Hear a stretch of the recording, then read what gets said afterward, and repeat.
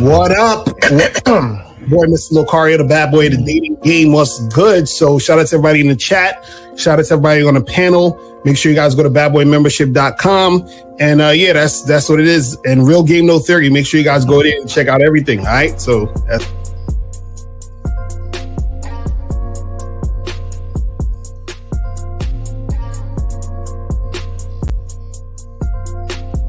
all right, guys, Steve D. Williams, over 30 years in the motherfucking game. I'm not a part of a manosphere, pill, and all that other goofy ass shit they doing. So let's get it, guys. I got a question. Put a Q in there. If y'all want to call in, y'all got the number. We're going to chop it up. Let's get into it right now, gentlemen. Okay, we're talking. Anyway, I'm Coach EO, Mr. Champion Game. Good to be back with the fellas Sunday. Value for value. Call into the show. Don't, like Lucario says, don't wait for the last 15 minutes to call in, because by then we're already ready to roll out. So anyway, good topic. Ready to spit some game. Let's do this. Look, real quick. So holla at your boy KZaggin20 on the YouTube front. Also on the gram at KZaggin20. Also, every Saturday at noon, the Manhood is a skill set show. Don't fuck with your...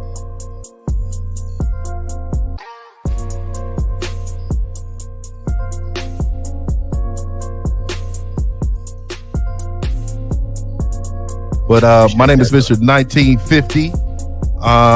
You know, I'm preparing you to prepare your woman to be a woman. Be a woman in your life. I'm the last traditional man on the planet, and all I want to do is help you out. You can definitely contact me, Mr1950.com, Mr1950 YouTube, Silverback Lifestyle, Instagram. Just follow me, man. I mean, let's rock.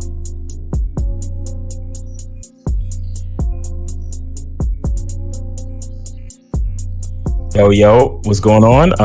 It's your boy Miles Cunningham. Shout out to the Bad Boy Membership. Shout out to the Game Kings documentary. Respect to everybody on the panel. I really appreciate you guys being here. Appreciate being here with you guys.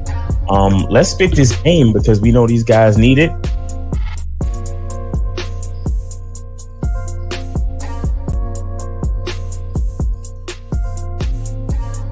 you deal with ain't gonna be a one night stand, or they ain't gonna be like on the first night. And that's understanding the game too. Because if you out here doing your thing, you know it ain't gonna always happen that way. But a lot of times, and this is where we talk about, you guys gotta, use your resources to learn more game and understand this, is that when you're out here really dealing with women, right?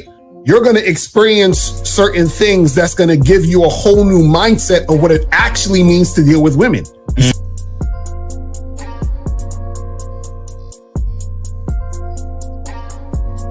You bitch! Man, how you missed the opportunity, dog? Yo, didn't she say that she wanted him to tell us the nasty shit? She ready. Oh my God, what's name? He sounded like she wanted him to. She wanted him to say some nasty shit.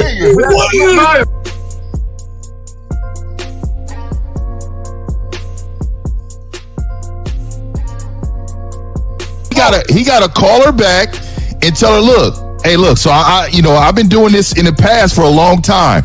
When you come over here, I need you to come over here and I need you to wear this. And you tell her what you want her to wear. Yep. And let her know when you get here, and ain't gonna be no talking. We're not talking. All we doing is enjoying each other. Mm.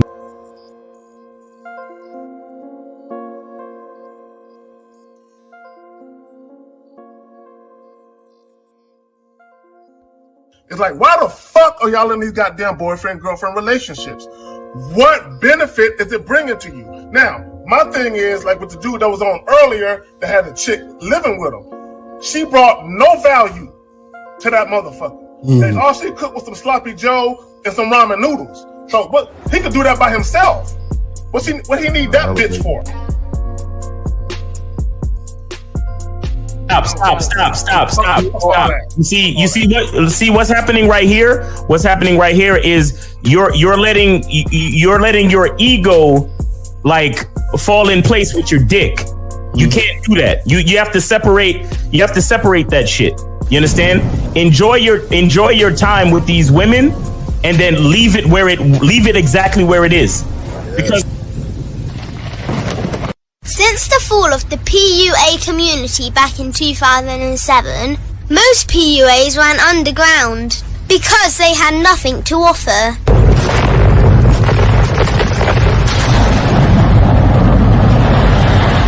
The content creator has become the hero today, dedicated to one single objective: to declaw and defang any person who listens. They decided to join forces to create a cult, and never giving those who listen a solution. It's all about clothes, cars and money, deception and manipulation, indirect game, going your own way. They talk pills and plates. They complain. They blame. Fake it till you make it. I just don't get it. A man doesn't need to lie to meet women. He just needs to learn how to spit flavour in her eyes and in her ears. Thanos broke down the game when he said, as long as there are those who remember what was, there will always be those who cannot accept what can be. Even in darkness, a man can find light. Sometimes the world doesn't need a group of fake heroes teaching lies. Sometimes the world needs a group of anti-heroes to bring balance, order, and truth to the game. It's time to summon the authentic players of the game.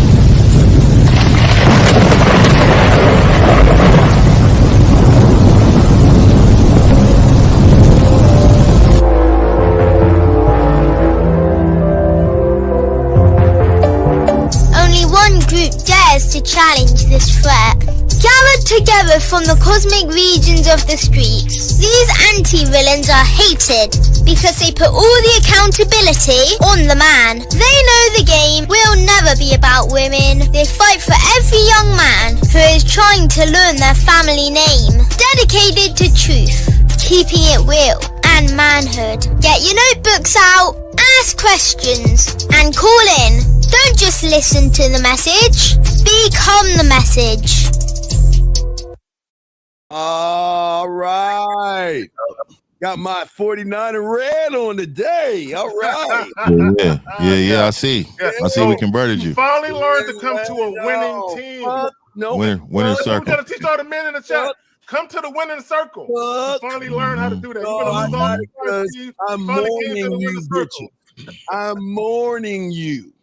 So this is why I got the shit on. But anyway, let's go around, starting from the bottom and working all the way up to the top with my dog Lucario. What up? What's going on? What's popping, everybody? Shout out to everybody in the chat. Shout out to everybody on the panel. Remember, guys, we actually have a new channel called the Real Game Network that we're going to be posting all of our different clips on, and we're going to eventually be doing this show on that channel. So if you're on my channel now, just look at the link at the top. April pinned it there, so you can go subscribe now. We don't have any content on there yet, but still subscribe so that you guys can make sure you get that shit cracking. But yeah, man, let's get to it. Let's go. Let's do it. All right. E. Hey, what's up, fellas? Good to see everybody on the panel, man. Been looking forward to this show. A little tired, man. Been working like crazy, but I'm ready for a quick nap. Hopefully Tom Brady doesn't call it, man. That's my guy right there. But if he does, man, he really did do a lot of big things in the game. Anyway, good topic. Call in, don't wait. I am personally here when the other guys are here to help guys who really want it. Those that want it, we can't help y'all, man. All right, Miles in the house. Yo, it's your boy Miles Cunningham, man. You know, you got to remember to be selfish out here. You got to remember to be selfish. You know what I'm saying? Appreciate being here. Respect to the panel, respect to the chat. You know what I'm saying? Remember to get on that bad boy membership, but failing that, make sure you go to Real Game at No Theory and get your coach. Get with one of us, man. Get with one of us, because we will point you in the right direction. We will help you find yourself. You understand? So you can let these chicks know what's good. All right, but let's go, man. Let's get this game. Zag. Yo, man. I kind of missed the dude in the window with his tongue out and shit. What happened to that clip? You know what I'm saying? Anyway, no, but on some real shit, this got to be talked about. You know what I'm saying? Because apparently, that there's shit going around YouTube, and there's some. There you go. That's the shit I'm talking about right there. But apparently, there's some misinformation being spread around YouTube. So us six, we got to make sure that dudes understand what we really about, right? So we're gonna talk about that. All right, guys, man, hey, and like Lucario said, we'll be putting a link in the chat that has the link to the new station and channel that we're gonna have. We're gonna do exclusive content on that channel as well as the new live. When we do these live shows, eventually it's gonna go to that channel. So, guys, get on there and subscribe. 50, you up, man? Hey, man. Respect to the panel, man. Like I said, man, I look forward to this every week, man. Y'all every week, man, giving these men some type of dignity. Because when I stroll down the street and look in this timeline, there's a lot of men without dignity, no respect for themselves, man. So let's get it on, man. Let's get this going, man. Let's get it on. Most guys out there, gentlemen, don't have no idea. The one thing about every motherfucker y'all guys see on this panel, not only are they a man, but they know the value of the motherfucking dick, where they just don't give it away for free. Every man on this panel is going to break all down to you guys why the dick should never be for free. Y'all got it, gentlemen. All right, shit. Let me go first. Fuck it. Look, now, if y'all pay attention to my videos, I talk about only dealing with women who are sexually attracted to you. But just because a woman wants your penis don't mean that she deserves it. You know what I'm saying? There has to be some boxes that need to be checked first before you bless her with that. Dick is a gift. Look, what I sound by that, my nigga? Oh, yeah, right. Dick is a gift. That's facts. It's a gift. You know what I'm saying? Yeah. And my thing to you guys, if you don't think your dick is a gift, there's two things going on with you. Not only do you not have the sexual prowess to please women, but that means that the motherfucker attached to the dick you giving the bitch ain't shit either. You know what I'm saying? Y'all need to understand that. Because just because a woman wants your shit don't mean you should give it to her. Again, there should be some boxes that need to be checked first.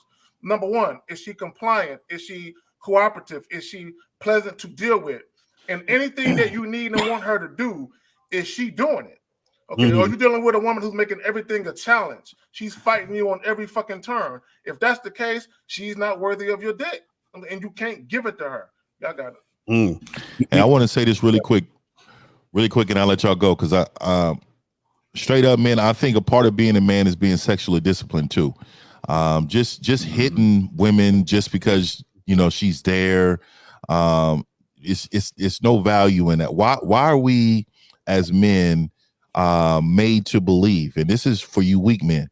There's a lot of men made to believe that their bottom is worth more than what we deliver with ours, right? There's no equal exchange, no value in it because it's so many thirsty men out here that is killing the brand, that when they finally get to a real man, they be like, hold up, like I can't just get this one I want. No, because this motherfucker has value to it, right?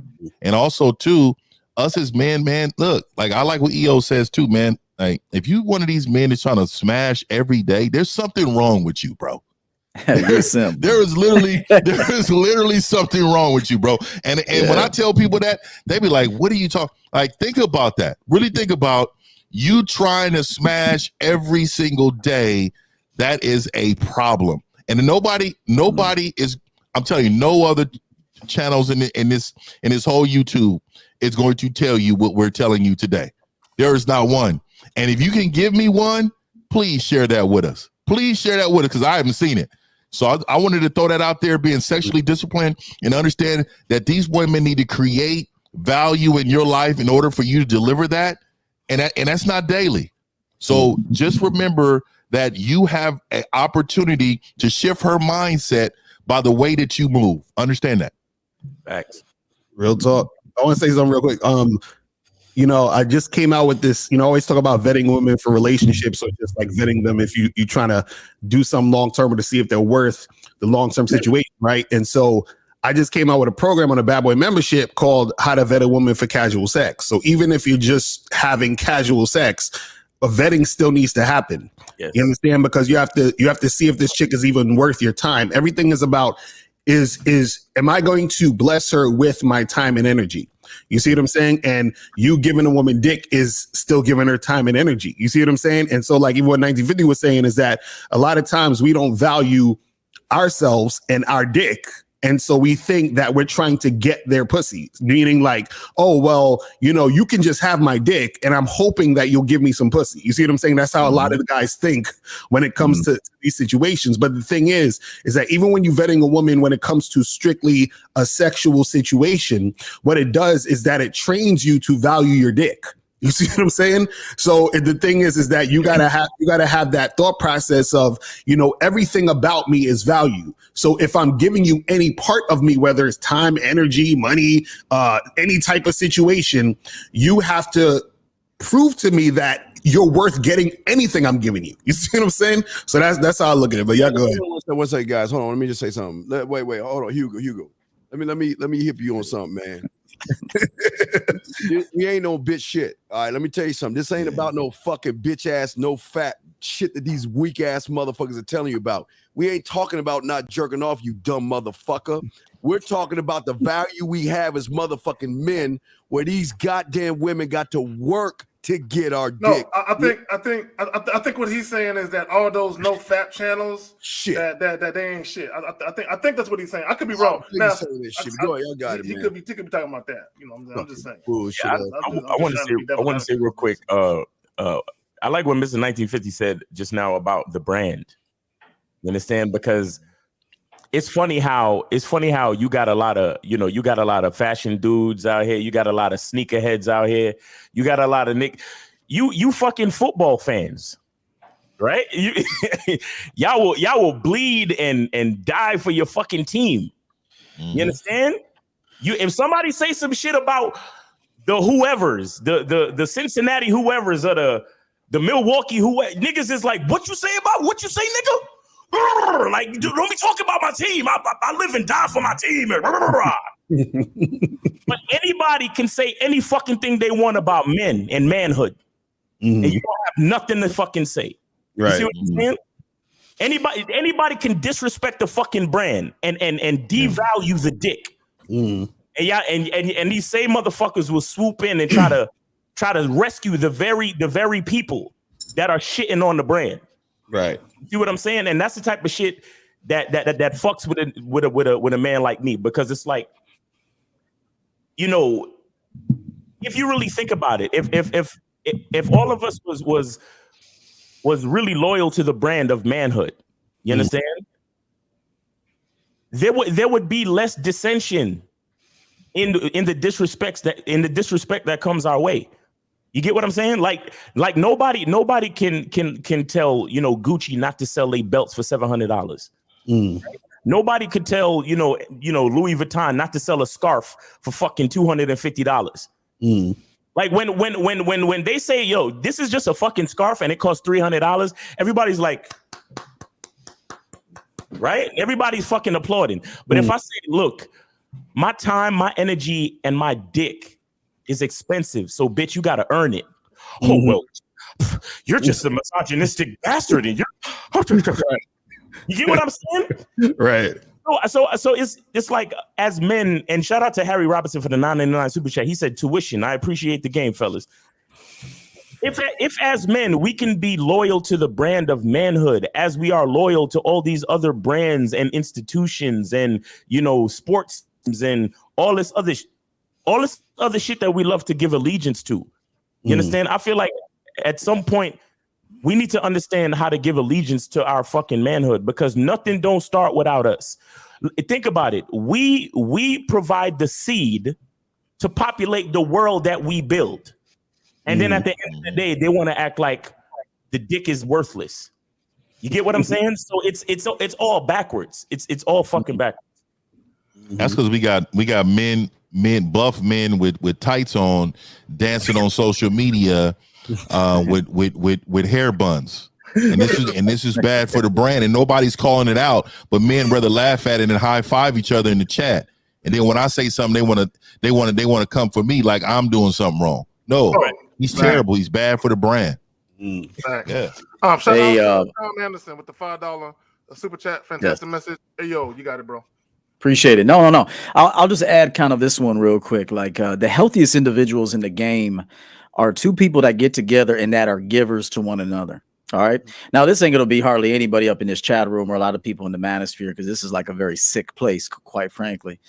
But the truth is, when you got one person that's happy, joyful, and living a dope life, that meets another person that's healthy, joyful, and living a dope life, and those two people unite, you naturally want to give to one another. So those are going to be the best relationships in life, but there's very few examples of that. So I'll go away from that for now, but I'll start talking about that moving forward.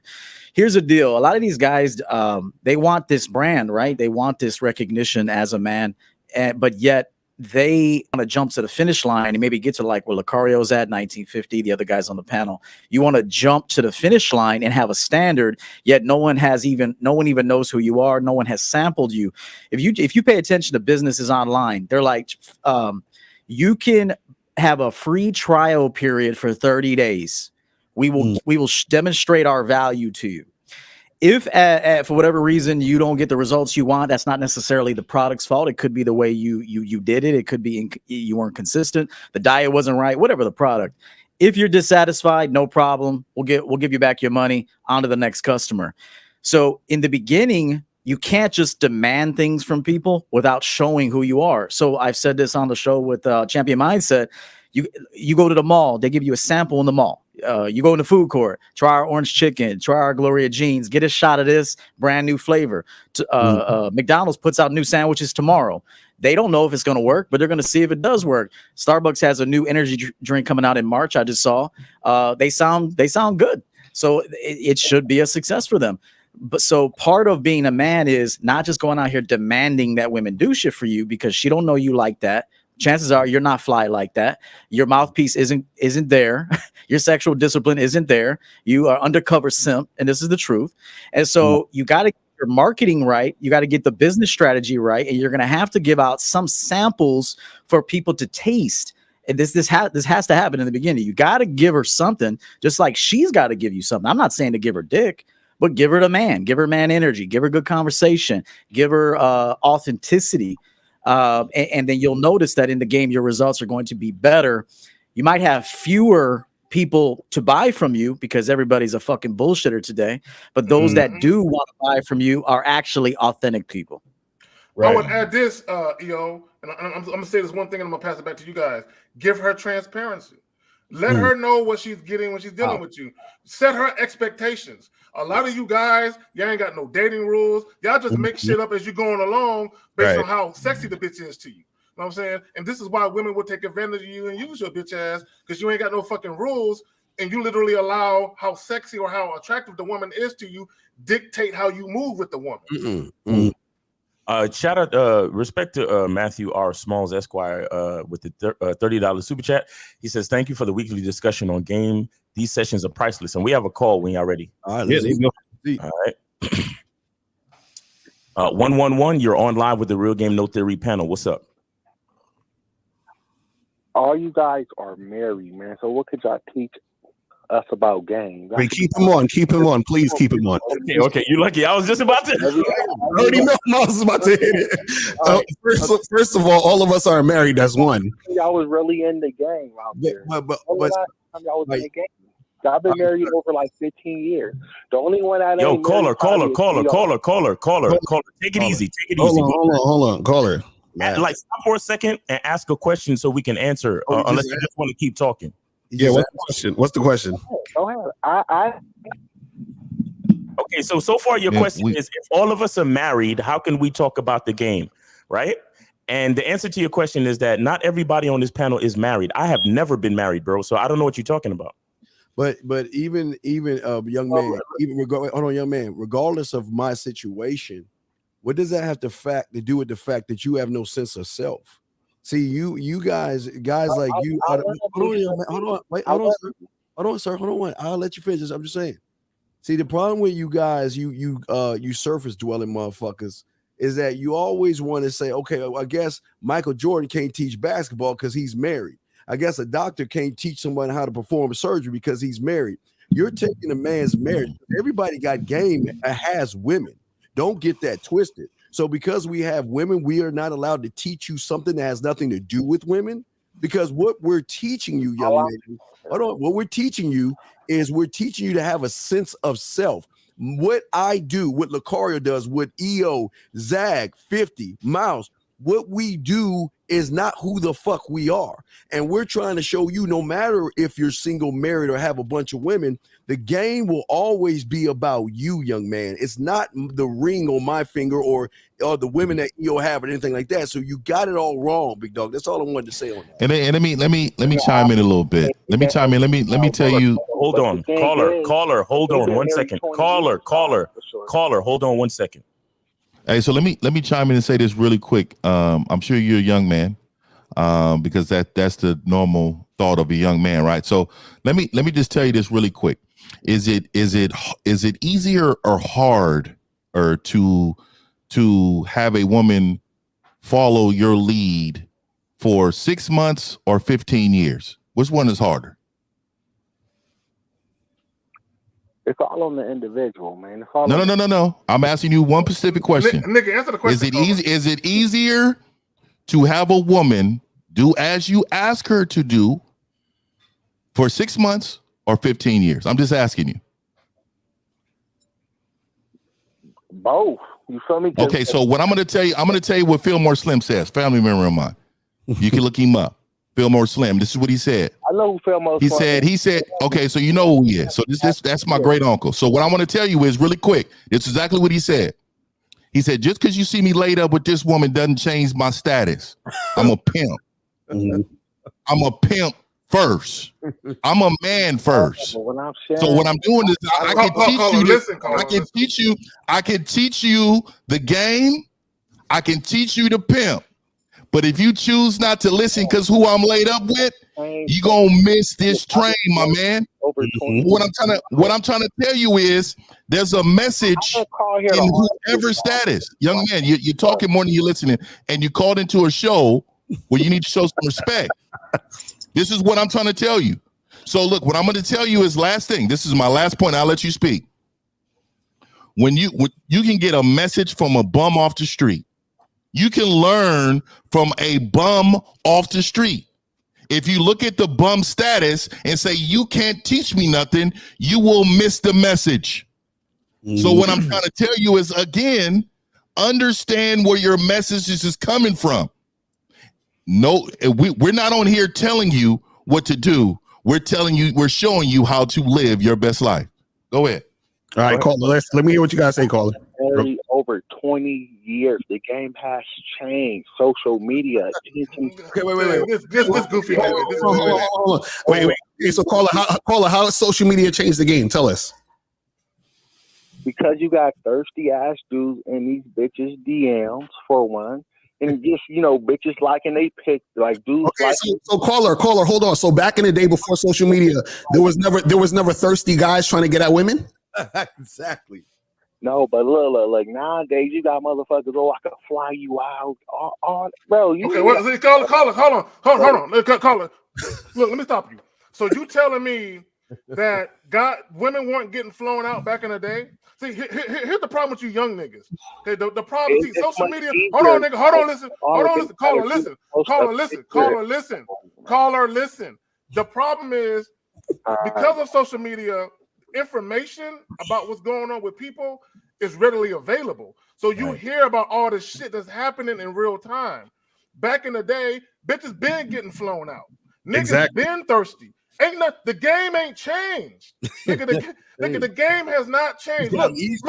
Look. When we talk about men being masculine, assertive, dominant men who, like EO was saying earlier about being authentic, those things, if you are a confident man, if you know what you're doing, you was getting the bitches in the 80s, the 90s, or the 2000s.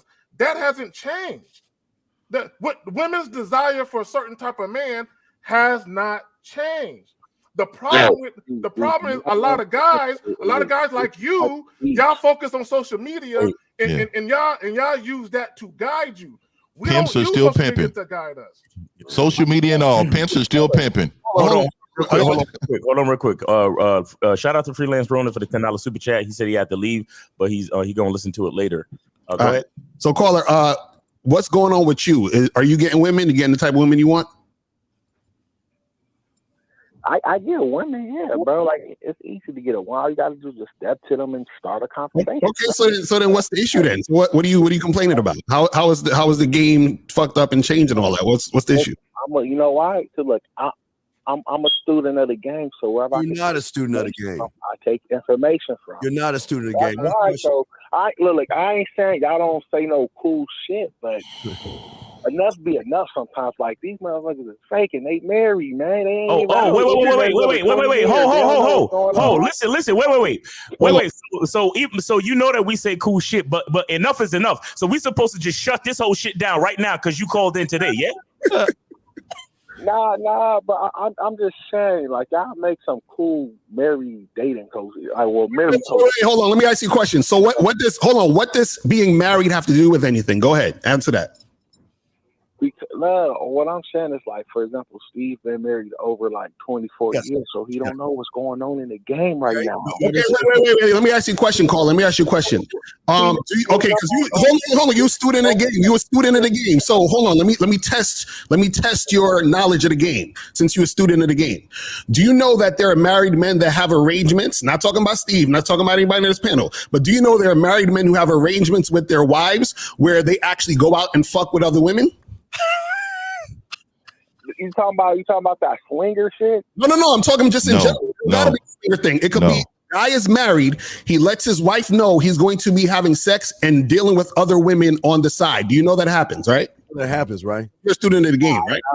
Nah, that's not part of my world. That's not part of your world, so you don't know. That's what we're trying to tell you. That's because he thinks it's unachievable. Hold on real quick. Let me say this real quick to homie. See, here's the thing. Sometimes when your cup is filled all the way to the top, there's no space for more liquid. Mm-hmm.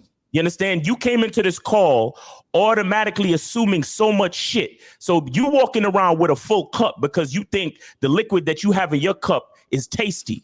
You understand? Your shit is damn near overflowing because you know so fucking much. But Mr. Lucario just asked you a fucking question, and now we see how small your world is. We see how full your small ass cup is. That's why there's no room for no more fucking knowledge, my little nigga. Get in the field. Wait. All right, hold on real quick. Bro, you need to get into the field. That's what we're trying to tell you. Hold on. Who says we ain't in the field, brother? Okay, Steve, let me holler at the young buck. Caller, hold on real quick. Caller, do you know who Phil Jackson is? Yeah. Okay. All right. Now. Hold on real quick. Let's stay with that. So Phil, would you agree that Phil Jackson is one of the greatest basketball coaches of all time? Would you agree with that? I agree, and I see where you're going. Okay, no. Okay, so you see where I'm going. So let me let the other niggas know where I'm going. So he used to play the game of basketball. Then he became a coach. So the fact that he's no longer active in the game of basketball, does that mean he can't coach it? Listen, bro. No, nigga, answer the question. Answer the question. Answer the question. Yeah, he could coach. He could coach. You know why he can coach it? Because he was so cerebral with the game. He knew the game inside and out. So even when he got done playing it, he could teach the shit. Yeah, let me tell you how cold I am. I got an offspring right now. I don't know how old you are, but he's 19, and I could drop him off anywhere where you at, and the Mac game is going through his blood because he got it from his daddy. Yeah, and what I'm gonna tell you is he's in the world taking them down right now. Yeah, that's all I'm gonna say right now, dog. Offspring. Yeah, caller, you're so worried about the messengers, you are missing the message. Facts. And what you don't understand is that regardless of some of the shit y'all be saying, I'll be faking because y'all married. He said we faking. How we faking? I want to hear this. I'm not serious. No, he said he feels. He said he feels like the things that we say is right. I'm curious. How we faking? Go ahead, caller. Let's tell us. Because y'all act like, if you see a business, all you gotta say that shit worked back in y'all days. You feel me? So he. What do we say that worked back in our days? What's the difference? What's going on? What do we say that we work back in our days? Tell us. Hold on, real quick, caller. Before you do that, I'm gonna go get my walker with my tennis balls. I didn't know I was a senior citizen. It was all like, I'm gonna get my walker with my tennis balls and my jelly balls. And it sounds like the caller does not have a father in his life that gave him advice. Exactly. You know what? Let me tell this caller. They married still. Yeah. You know what? I'll say this to the caller. I don't think he's necessarily wrong to say what he wants to say. I mean, we're out here, putting on information, so it's subject to scrutiny. So I don't think he's necessarily wrong. I will say that if anybody is doing one thing for a long time and then yet they've kind of abandoned other aspects of their game, they could get rusty and they could fall behind. That happens with anything. If you're not up on technology, you'll fall behind. You'll apply for a job. They'll be like, you know how to do this, this, and this. You're like, no, I'm not privy to that. Okay, well, you don't qualify for this job. So to some degree, there's some truth to if you don't keep up with the times, you will fall behind. But that goes for everything, not just the game. I will tell you, there's different games in this game called life. So there's the player game, the single game, the business game, the dating game, the fuck game, the married game. So you're calling it basically saying that we don't know what we're doing outside of the married game, which not everybody on here is actually married, as we said. But here's the thing. You got to master one game at a time. And then once you start mastering one game at a time, then you're fluid in all the games. So they're all kind of working together. So if you're married, if you dominate in the dating game, whether it be 1990, 2000 or now, if I get in the game right now, I'm going to clean the fuck up. Real talk. Clean the fuck up. Okay. And not too long ago, I was already cleaning the fuck up. But, things have changed a little bit. And I got them right where I want them to be.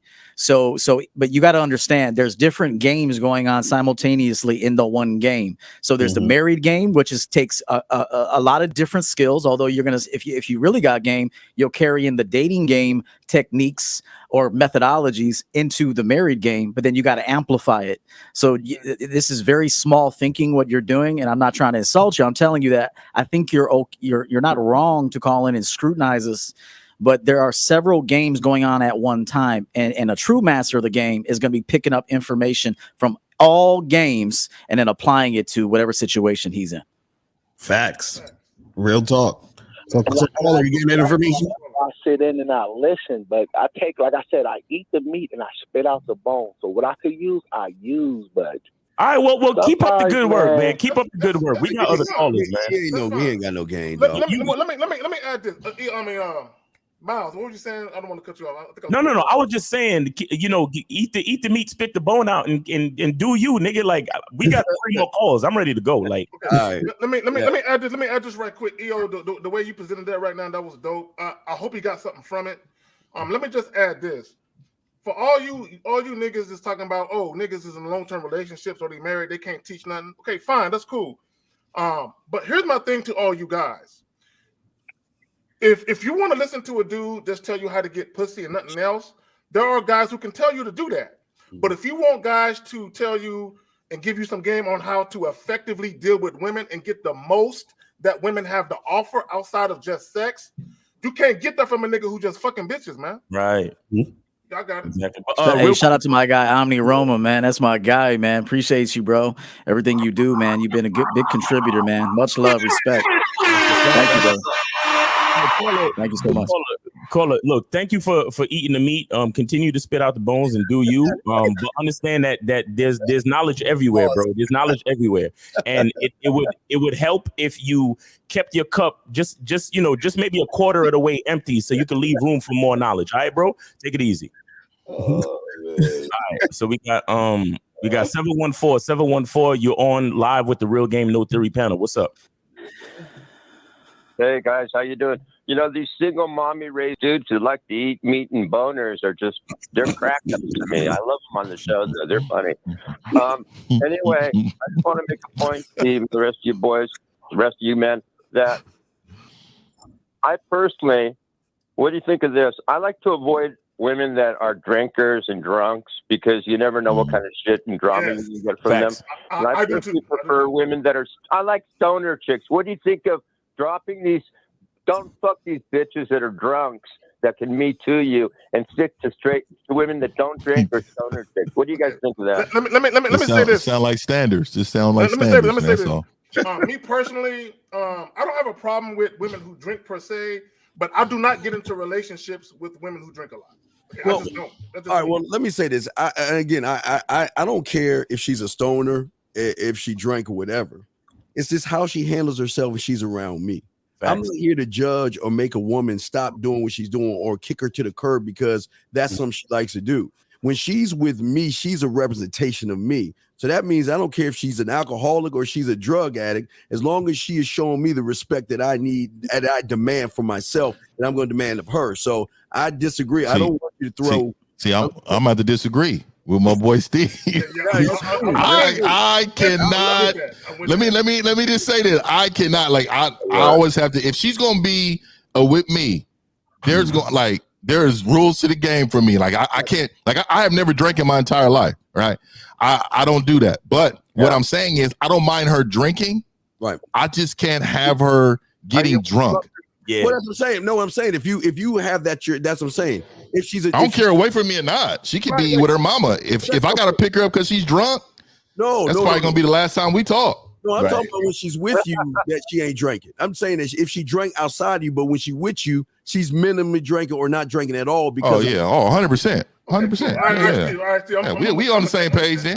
All day, baby. Yeah, we on the same page, baby. How many of you guys smoke weed? How many of you guys? I've never smoked weed in my life. I smoke a cigar, but I haven't smoked weed in my life. I used to. I don't know more. I smoke me every day. I snort me every day. I take the fentanyl of me every day. I take the cocaine of me every day and the rock of me every day. And I'm high off of my mother. Let me just add this real quick. Let me just add this so the people that's listening can get some context. Again. Yeah. I've dealt with women who would drink alcohol, but as far as relationships, I have never gotten into a relationship with a woman who drinks on a regular basis. Right. I refuse to. Neither have I. I refuse to, and it's not because I had a problem with it per se. It's because just by happenstance, the women I got with weren't drinkers, so I got used to that. I got used to a chick that don't do that. So going forward, that's what I want now because I got used to that. So I'm not saying that there's nothing wrong with it. Yeah, so to me, I ain't with that. I can't have no high drunk bitch around me. I just can't. I'll tell you real quick. I'll tell you something real quick. It has to do with, like, all right, for example, you have some women out there who they only go on dates not because of the guy that they're gonna be with, but because they know they're gonna get a meal. You got some chicks they put in their dating shit that they're 420 friendly, not because they give a fuck about the guy, but they know they might score some free weed. You understand? The real key to this is to understand yourself and being with a woman that understands why she's with you. You understand? Because you have to be aware of the woman that you're with, and if she's with you because of you, and she might enjoy a little bit of weed or a little bit of drink when she's with you, a little bit, but she knows that the main focus is spent with you. A lot of guys they're like, oh my God, I'm gonna go out on a date with the chick. I'm gonna give her as much weed as I can to keep her happy, so she'll want to spend more time with me. I'm going to give her as much alcohol as I can to keep her happy, so she'll spend more time with me. See, the difference is the awareness of the man. You understand? Don't lie to yourself thinking that she's enjoying her time with you when she's really just enjoying the substance. You should be the substance. You know what? I'll jump in real quick. For a guy, I used to binge drink all the time. I smoked some weed. Hang on, caller. Let me offer my insight real quick. So I used to drink a lot all the time, party my ass off all night, drink all night, pour liquor over bitches and shit. Dabble with some cocaine early on, smoke some weed early on. I will tell you that you cannot. I don't want to escape myself. I would say that at that point, I worked up a habit, and if I look back, I was trying to escape something, and so. Why would I want to escape something that I respect so heavily? So now that I've been sober for quite some time, I don't drink, I don't smoke. I could be around alcohol, I could be around smokers and shit, and I'm not necessarily. I have no desire for it. Like I could be around it, and I could drink a Sprite with you, water, and I'm cool. Because I don't want to escape my reality. Because I just built a dope ass motherfucking reality, dog. So why would I want to escape this shit? And why would I want to be with somebody who's trying to escape theirs? And so no judgment. You could stay in that game. See, remember what I said. There's thousands of games going on at one time in the one game. So I'm currently in the clarity game. Okay. I see things clearly. There's another game where everybody's blown and fucking drunk and all and settled into delusion. And they worked up a really bad habit that unfortunately is stilling their spirit. Right. So they can chill in that game. That is a game that is cool. Nothing wrong with that game, but that's a game I don't want to be part of. I want to be part of this dope ass clarity game that I just built. I like that. Now you're in the clarity game. You're not talking about the post nut clarity game, right? You're no, I'm talking. No. I'm talking about the complete clarity game, bro. I see everything for what it is, but it's hard to see things for what it is if you constantly have some synthetic that you're trying to escape your life with. Yeah. Well, let me say this, caller. Back to the title when we talk about dick ain't for free. If you ain't giving your dick for free, you won't have no post nut clarity. The only dudes that have post nut clarity when they realize they fucked the wrong bitch. You know what I'm saying? Like, fuck. Right. That's when you have post nut clarity, nigga. I love it. Yo, caller, let me ask you a question. And and this goes to what EO was saying. Do you fully enjoy the company of women? Do you enjoy dating, or are you just trying to like numb some type of pain behind substances? No, I mean, I'm 64, so I've been getting high. I've been smoking. I don't drink. I've been smoking weed for like since I was 18, almost every day. So it's just part of my life. I don't view it as an escape, really. I mean, drinking that gets you fucked up and out of it, I do, and other drugs. But to smoke weed, that's a head change for me. I don't view that as escaping anything. Gotcha. Really, it's really just a part of your identity at this point. I view alcohol as an escape, but not weed as an escape. Gotcha. Okay. Weed is a part of who you are. I get it. Every day, that's an escape, but I don't think weed's an escape. Gotcha. Yeah, women is an escape for weak men. Women are an escape for weak men. Pussy is.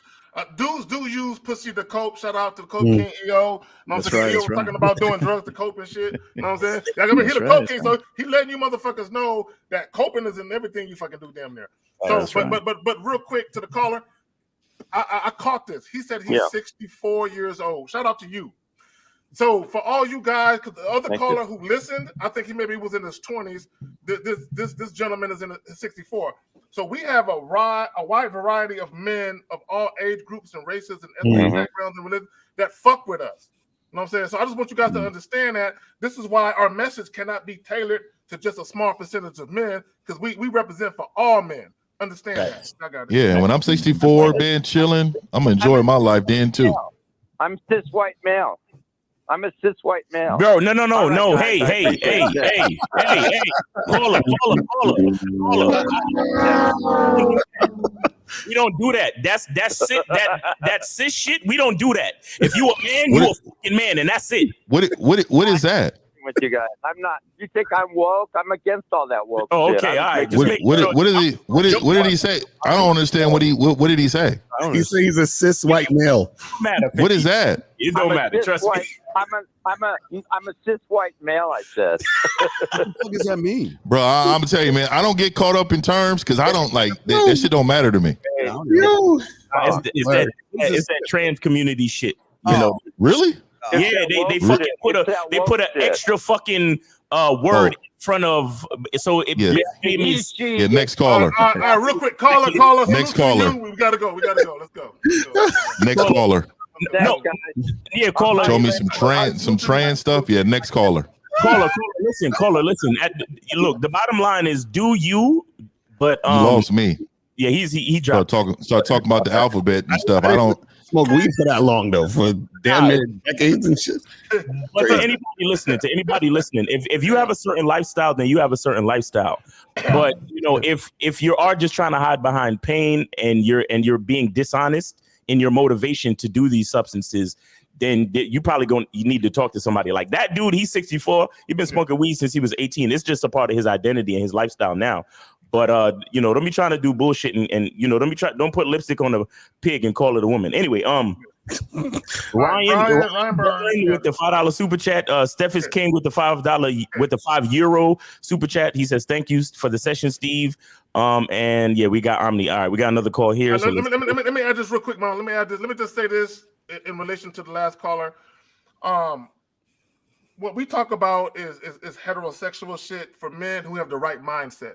We understand that not all men have the right mindset, and a lot of the things that we talk about is trying to get you guys to have a healthy thought and feeling about who you are and actually love yourself. Yeah. Because the only way that you can actually effectively deal with these women is if you actually respect and love yourself first.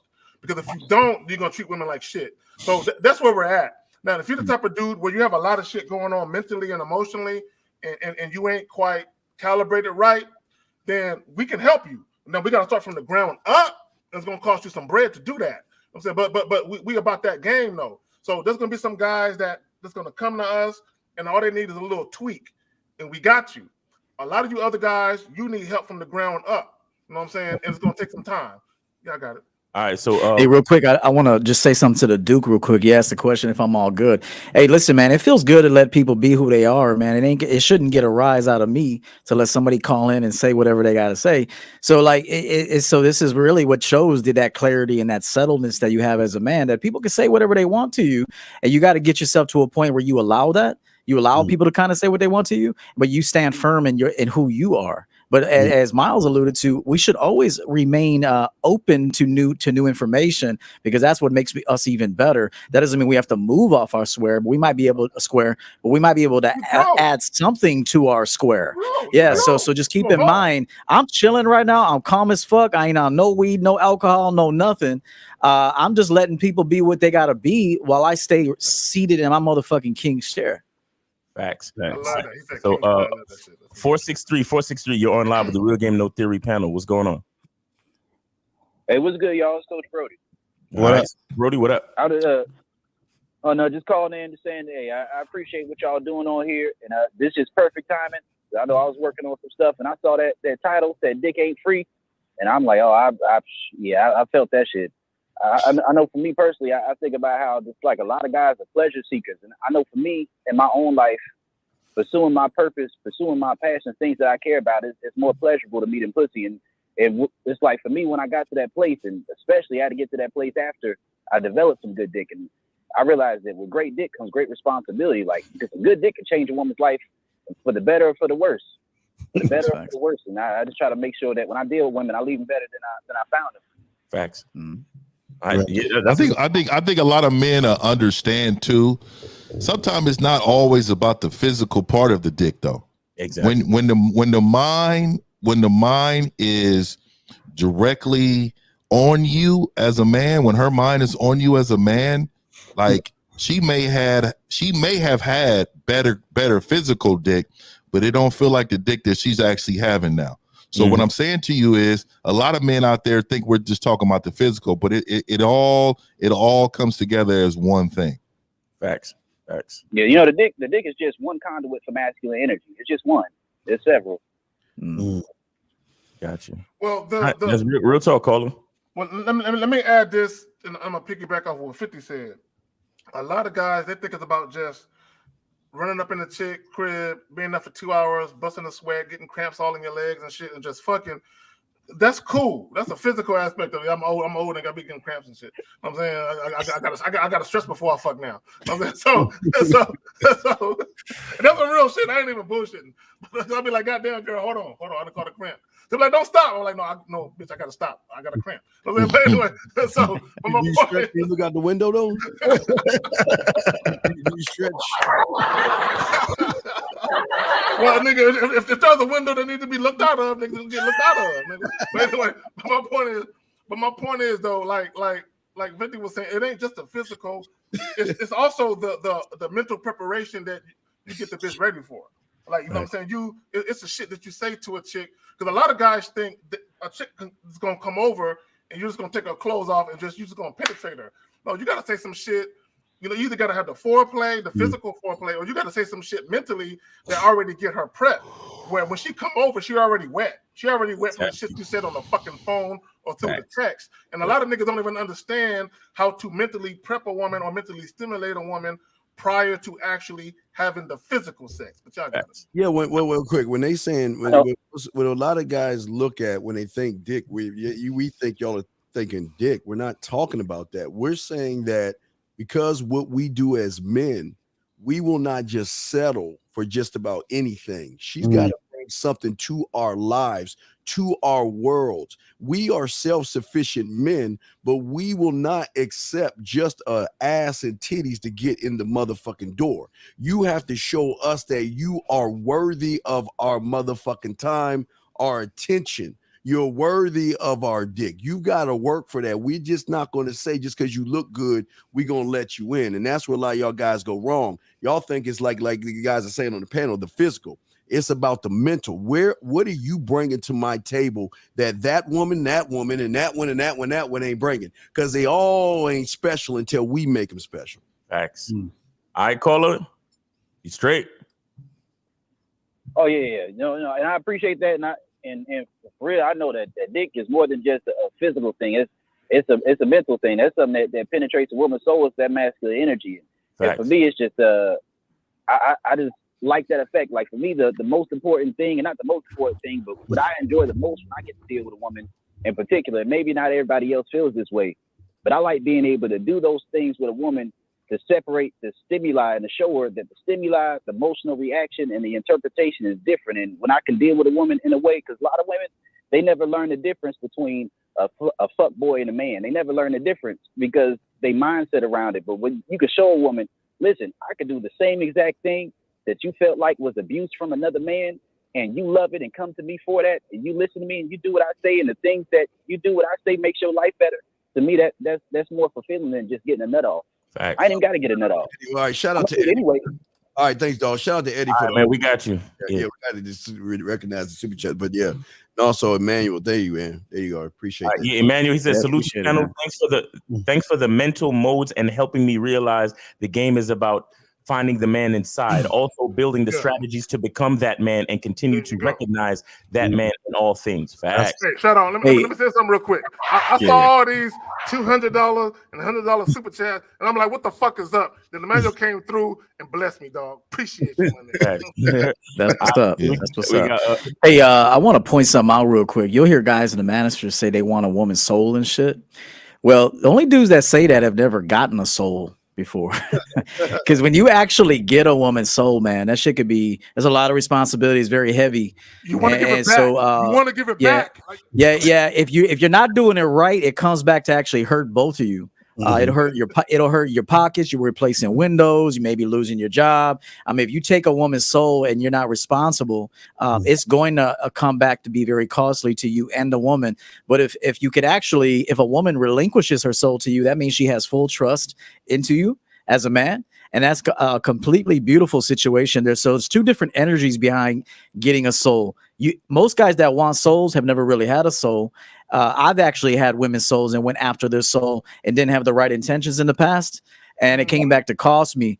And you know who I blame? This motherfucker right here. That's why I came up with that shit on the wall. So, but now if I get a woman's soul, I know how to nurture that. So I know how to elevate that soul because it first started with elevating my own spirit. So I just want guys to know that.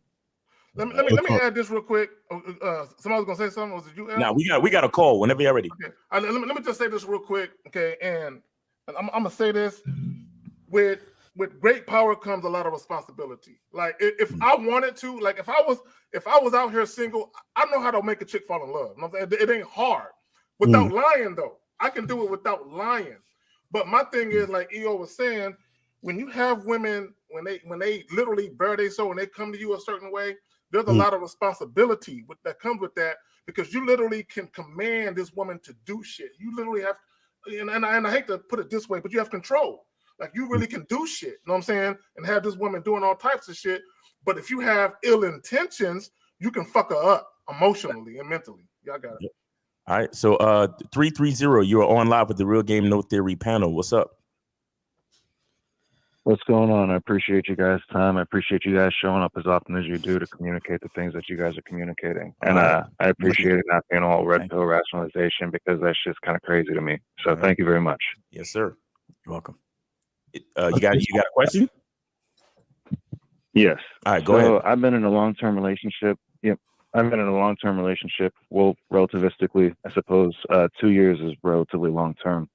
And I have a girlfriend who she's studying abroad right now. She started in mid-January. And she was nervous about it. She said, "This is something I always wanted to do, but I want to continue our relationship. This is too important to me." And I was like, "All right, well, I think 4 months isn't that long of a period of time. And we've been on a trajectory where a long-term relationship is something we've communicated about. We've talked about things that we want in our lives." Last night, she talked to me. She was saying, "I'm not sure if the way we're communicating right now is sufficient." And I was basically like, "What do you mean?" And I wanted to ask you guys, is there certain methodologies for communicating with someone long distance to make sure that you're communicating? Oh my God! Hold on, caller. Hold on. Let me get it. I got to get him. Hold on. Got you, tag. I'm at So caller. So you said long distance. So Lucario is hella funny, bro. How long is it? How long is the distance? I'm in Ohio. She's in Scotland. Oh my God! Okay. Shooting it up. Hold on. Scotland, like Ireland, Scotland, like like British Isles, like the British Isles. Scottish. Yeah, wait, where is you bloody well better have my Guinness stout. Okay. No. Where is nothing but horny, drunk Irish, Scottish men in the. Okay, no, hold on, Miles. Hold on, man. Don't get there yet. We're gonna get there. We're gonna get there in a minute. So caller. So this woman from Scotland. How long have you known her? No, not from Scotland. From my city. She's from Cleveland. Oh, okay. So are you saying, but she lives in Scotland?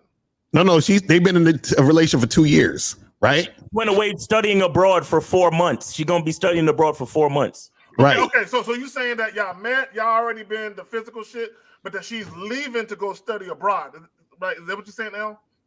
No, she's already there. Like she's in Scotland right now, and they've been together for 2 years. But this is what I want to ask the caller. Hold on. How long has she been in Scotland? Right? No. This is the thing, caller. You say y'all been together for 2 years. How long were you dating her before y'all became boyfriend and girlfriend? Probably, I'd say 4 or 5 months. Oh, damn. Okay. Well, all right. So, okay, fucking up, nigga. Hold on. Okay. So now y'all been together for 2 years, and you said she just got to Scotland when? What date? 2.5 weeks ago. Like mid-January. Yeah. So like January 15th ish, right? So now you said that she said she doesn't like the way y'all are communicating. Essentially, yeah. She was like, "I wish we could text more often," and I was like, "I prefer video chat. I'd rather us schedule time to video chat than just slide text back and forth." Brother, can we please include the texting? Brother, the guy that's texting. She's getting that. Hold on. What's that liquor that old boy, the UFC nigga?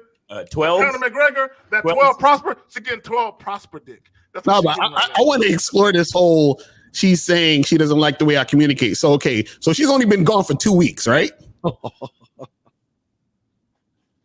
Right about there, yeah. Okay, now. So y'all just been texting? No, I mean we've had video chats and stuff like that, but so she says she doesn't like to do the video chats. No, she didn't say she didn't like doing the video chat. She said she actually prefers them. She just said because of the way the time zone is and because of the way she has things going on and I have going on, she wants to make sure we're texting in between so that we're not just completely going days without communicating. So you letting her dictate the communication. You letting her real quick, my bad, L. You letting her dictate to you how you communicate with her? Caller, however you want to communicate with her, she needs to be open to that. Yeah, you in love? Let me slide in and say something over here, man. Yeah, let me slide in and say something. So traditional, I'm talking from a traditional sense, right? So if she's under your program, how does her going to Scotland benefit you at all? Thank you. I'll be honest with you, not entirely, but the point is. Okay, well then, okay, it doesn't matter if it's not entirely.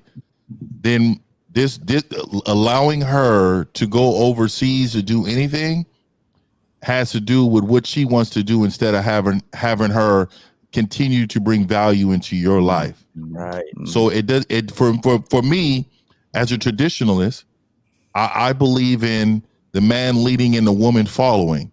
How is she following if you are allowing her to go overseas for studies that brings no value to the household? Now if she's an accountant If she is doing something that benefits the household that I've created, then that's something different. But we're not going to Scotland for it. And then you're not going to complain. Then you're not going to complain in regards to my directions or instructions, because I know that everything you're doing is because I'm allowing you to do. Go ahead, EO. Yeah, no, good point. Shout out to B Hart, man. Appreciate that super chat, brother. Good to see you. One of my best friends that I've known since 15 years old. One day he called me up and he said, "Yo, E, can I see you tonight, man?" He said, "I got something I got to tell you." I said, "Yeah, no problem." Keep in mind, I've helped this dude in many situations. Stood up in his first wedding. He's now remarried to somebody else. He's got some good game too. And so he said, "Meet me. Let's meet at this bar." I said, "Cool." He said, "My girl's coming with me." I said, "That's not a problem." So we were sitting at the bar, and he told me, he said, "Hey man, just want to let you know I'm moving to Arizona tomorrow." And I said, "Cool, man." I said, "Cool." I said, he's like, "I want to change your life. I made my decision. I don't want to be in the Midwest no more. I want palm trees, hot weather." He said, "I gave her an opportunity to come with me. She wants to stay here for her family. So this is our last night together. So I just wanted to let you know, because you're my best friend and brother as well. You know, my girl already knows we're pretty much breaking up now, and I'm moving to Arizona tomorrow." So yeah. Yes. I respect that. I'll shake his hand. It was long calm. distance, man. It was calm as fuck. She wasn't even upset because, you know, she had a decision to make, and if he was as valuable to her, or at least to her attachment, she might have a heavy attachment with her family. And she waited. She said, "Okay, be with this man who I have a decent attachment with, versus leave my family who I have a much heavier attachment with." And the decision is always going to reveal the truth. The decision always reveals the truth. Do you argue with that decision? Yeah. Get it? Do y'all see the story? Keep the story that he just told and let that marinate. Yeah, so in summary, he called me up. He didn't ask me either. You know, he asked me other things in the past. Shit, I walked him off a suicidal ledge one time. Real talk. And then he got stronger, and he no longer wants to kill himself. But at one point he did, and I walked him off that ledge. And so, but he hit me up. He said, "Hey, moving to Arizona tomorrow. I'm packed. Got a job set up already. Got a place." Told my girl she had the opportunity to come with. She said she's gonna stay with the fam. This is our last night together. This is my last night. I'm gonna see you. Love you. But I'll come visit. That's man shit. So, caller, let me ask you a question. Let me ask you this question real quick. So, is this the first time your girl complained about something? I mean, no. I mean, we've had conversations in the past. She might ask, "Hey, you know, whatever it may be. There may be things in the past." Let's be honest, man. That's not your girl. Give us an example of other things that she's complained about or had an issue with. Like specifics. I mean, really, the only thing she's ever really complained about is texting. So she's been consistently complaining about texting. You never nipped this in the bud and had a conversation about this and made it clear, like, how you want to communicate with her?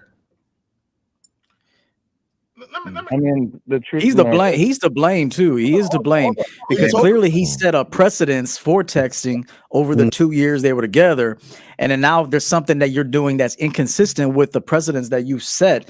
So now she is rightfully complaining because you're no longer leading the way you were leading. See, when a woman complains, I want you to know that you've dropped the ball. Yeah, I think he was ever leading her. I think he was just in love. I think he's in love. Well, yeah, clearly by what he's saying, he didn't lead her. But just know that anytime a woman is complaining, she is in the right to complain because you are fucking up. Yes, you are just playing. Hold on, real quick. Let me just say this, because caller, what you're doing, there's something that you're doing that's inconsistent to what she got used to. Mm-hmm. There was something that you was doing in the beginning that she got used to. Mm-hmm. That now you're not doing, and her complaint is, why aren't you the same guy that I met before? Okay, because his physical presence, he was showing her the attention because she had physical presence in his life. So basically, he valued her physical presence, and now that she's gone, then he doesn't really value that. So my thing is this: let me ask you this, caller. How long is she going to be gone for? It's going to be for 4 months. Okay, so in 4 months, did you let her know that you're gonna be having sex with other women because she's not there to meet your physical needs? Did you let her know that? Of course not. Well, I mean, I didn't find that to be a priority. No. So the priority is texting. No, You see what I'm saying? So you're gonna go on a 4-month drought that you can never get back in your life because she's going to chase something that has nothing to do with your household. Do you hear what you're saying? Caller.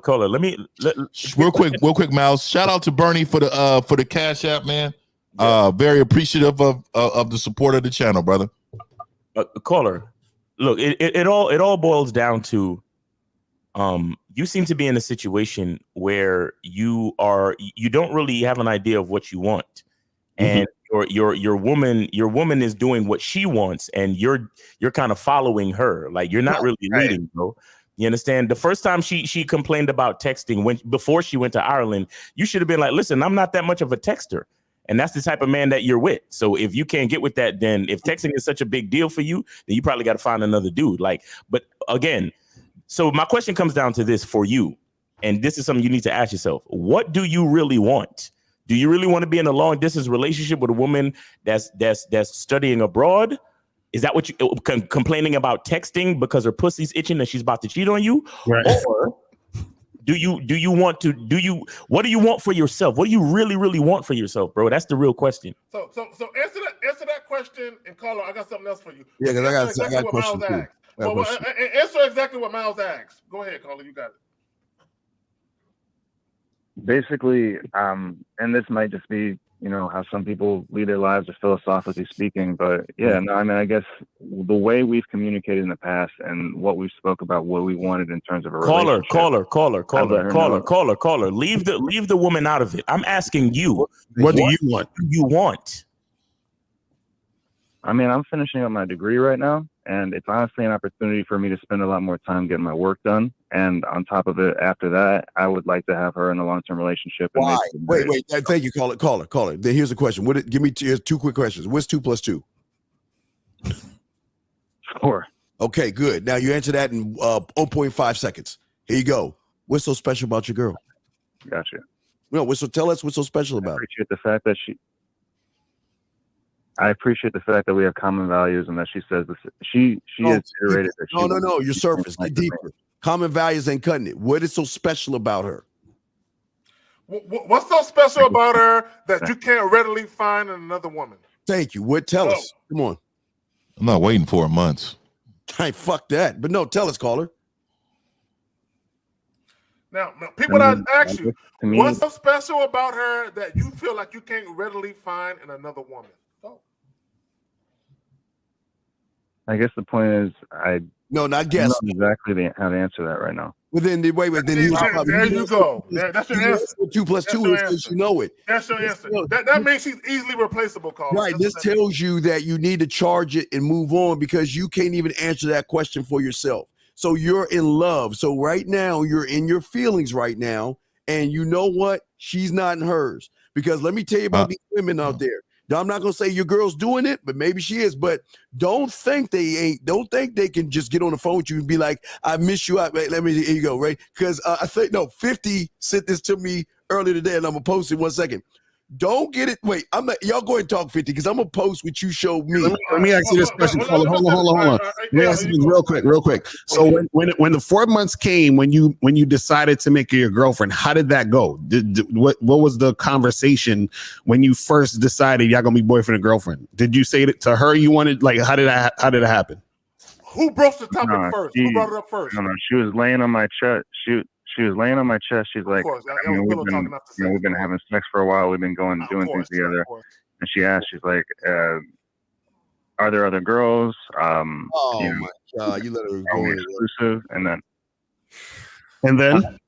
then. What did you say when she asked over your exclusive? There are not other girls. No. Why are you letting her question you like that? Okay, and I gotta hear this. So you said there wasn't any other girls, and then continue. So how did the conversation go? She asked if we could be boyfriend and girlfriend. And what did you say? I said, sure. Okay, hold on. Here we go. This is where we get into the root of the problem. L, he said this is after what, 3 or 4 months, something like that. Yeah, 4 months, right?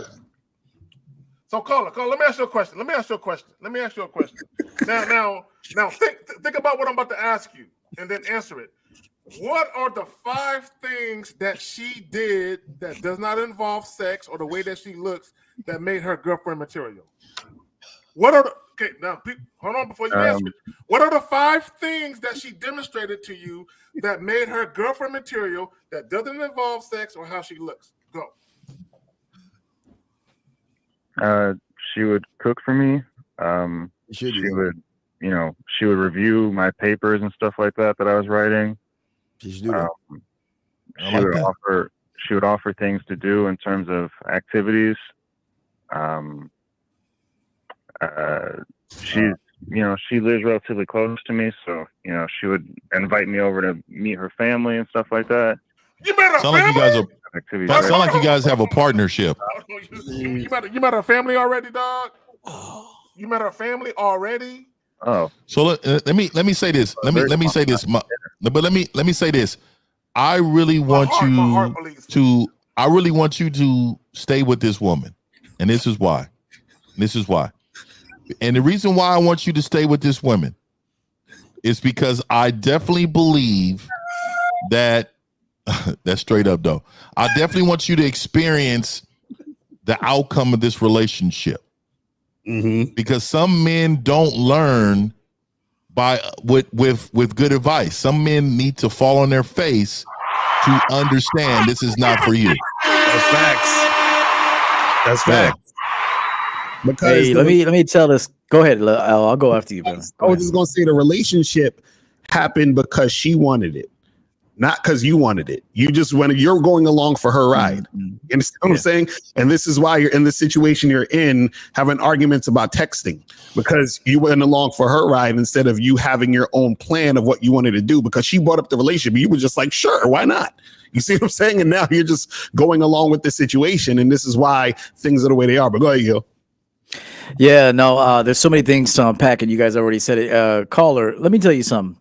When a woman is in love with you, she'll give up $100,000 to stay with you. Okay, you need to know that right now. So I need to know what the purpose and benefit of her going to Scotland was. Honestly, it was just, she mentioned that it was a dream of hers that she's had since she was a kid and she wanted to do. And that she wanted to have the experience to you better rent a movie. Family's really Scottish. And she wanted to go over there for that. Hey, Steve, shout out to Steve for that comment. Hey, listen, by the way, Steve introduced the meme of the year just a few seconds ago. That's the 2022 meme of the year. It actually was the one before that. They're both good, but that other one with the dude chilling. Hey, hurry up and lie to your man. Get over here and suck this dick. Hey, no, but real talk. Listen, if a woman is really bought into you and she's in love with you, she ain't gonna leave you, bro. She will. It's not by force either. She just doesn't want to go do that. Her dream has now been exchanged for the dream of being your girl. So yeah, so yes. Super facts. Yeah. So I just want to tell you, man.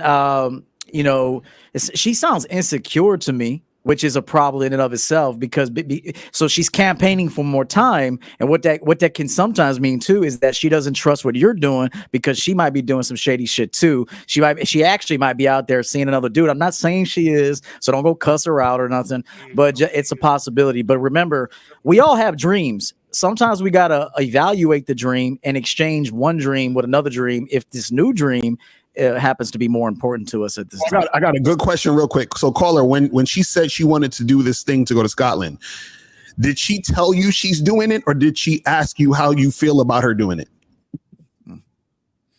She asked.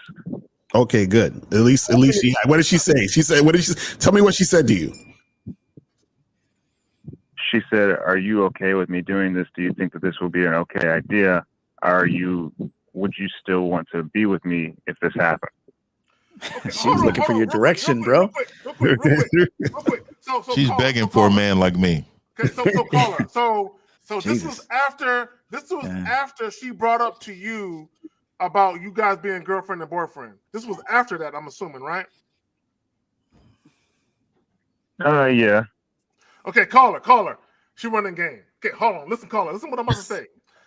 She running game. This is what I'm about to say. See, she wanted to keep you in pocket. So what she said was, let me go ahead and do the girlfriend-boyfriend thing, because she already knew about the Scotland thing before she even did that. She already knew. So what she wanted to do was to make sure she had you in pocket. She had you with the ball and chain around your ankle. She wanted to make sure that was in place. And then she brought that other shit up. Now, understand, you're saying she asked me. She didn't ask you, she told you. She just put it in a polite way to make you think she was asking, like she really gave a fuck about your opinion. She was gonna do it either way, whether you gave the green light or not. Because you already committed to being a motherfucking boyfriend. And caller, real quick, Steve, and caller. So let me make you a little insecure, because men like you are going to get insecure when I say this. Okay, so this is what I would do just by hearing this conversation. If I talk to your woman, I'm telling you, this is how I would take your girl. Right, this is how I would move her and shift her abilities to be a part of my program. I would simply lead her because she wants to be led. She's begging to be led. And because you're not leading her, somebody like myself will come in her life, give her directions, and hit the bottom. And then it's going to shift the attention and text messages from she desires from you to designing from me. She wants to be led, and you're not leading her. And because you're not leading her, she's going to search for the leadership of a man. She's trying to. Have you heard about a car before it gets painted? Before it gets that nice paint job, you got to primer it up. She's primering you up. She wants you to paint the car, but she's been primering you for many months, and you're not doing what you're supposed to do, which is paint the car, create this car, and drive this motherfucker. I'm telling you right now. She's been playing chess while he's been playing checkers. Well, here's the thing. She gamed you the whole way, bro. This is his first. I think this is his first love, his first big relationship. But like 50 was saying, this is your problem. She's in Scotland. She runs up on a Scottish motherfucker that's gonna be like, "Hey, you know what's going on, girl?" Well, he just doesn't text. Oh, well, let's talk about it a little bit. You motherfucker with tattoos and shit come up on her. You're like, "Hey, you know what? Hey, I'm sorry you won't do it, but hey, why don't we go and do this? Why don't you let's have a little drink and let's talk about it." They got breweries out there. You know what I mean? Yep. Real breweries. And from that, let's talk, because you're not, like they say, you're not leaving because this is your first time love. This is probably your first time relationship. And the fact that you let somebody tell you that they want to be in a relationship and you agreed is a serious problem to me. You're going to have a lot. I can tell you, all these guys on this panel, we all have one thing in common. Women are always going to say they want us exclusively. They're always going to do that. We will never give exclusivity to a woman that wants it until we want it. We're not going to do it because she wants it. And that's where you went wrong, brother. Hey, and one last thing, and I'll throw it to Miles. The reason why she asked you all those pinpoint questions is because she wanted you to turn her dream into a nightmare, dog. Yeah, I'm letting you know that you turned it into a much better dream, and what you needed to do was turn it into a nightmare, because she wanted you to turn it into a nightmare. Okay, you need to go watch the movie Taken real quick and watch how they just let her daughter run off to wherever the fuck. And look what happened. He had to come save that bitch. Okay, and that's because there was no leadership and no guidance. They just gave her freedom to go be a young girl with no fucking frame of reference and no stability. And so they sent her off, and then those fucking people in France ran game on, almost killed her ass. So what Liam Neeson, well, it was a fucking movie, but what I would have done as a fucking leader and father and said, hey, you're not mature enough for that yet. You may not like this answer. You're not mature enough for that yet. And so maybe once you demonstrate some more maturity, we give you, let's let you get a little bit older first. Maybe you go with a man that you end up meeting, maybe a man that you meet and you're going to get married to. Then I'll approve that vacation. But right now, I don't approve this vacation for various reasons. Do you know how easy it is to take a woman's dream and turn that shit into a logical nightmare? a logical one, not one where you're lying to her, but one where you're actually telling her that these are the possibilities. If you go here, I'm not there to protect you. This and this and this, and so she wanted you to turn that particular dream, as you put it, into a nightmare. And she would have actually been very okay with that if you done it. Let me say this. I don't know how to the funny part about the movie Taken. Hold on, real quick. I got someone to call for an emergency. No, I got someone to call. Hey, he about to hang up and like, operator, give me Scottish. So let me give you the Scottish police. She clicked in. She clicked in on. She was on the back line. She called twice. He didn't click over. So it became an emergency. So let me add this to what EO was saying and the goal system we taken and how his daughter went to friends. He was against it at first. He had he was talking about all the shit EO was talking about. He listened to the bitch. He listened to the woman. He listened to the mother. He listened to the mother and his daughter. Mm-hmm. He allowed his mother and daughter to shame him. And then the bitch ran out there all cockeyed, running like a duck and shit. Daddy, no, Daddy. And he was like, damn, I feel bad as a father. I feel fucked up. And his first instinct of the father was right. So my thing is, as a man, you're supposed to have, this is what a lot of guys don't understand and women don't understand. I have your best interest in mind. Mm. This is why I'm making this decision. You're not going to like it, but I have your best interest in mind.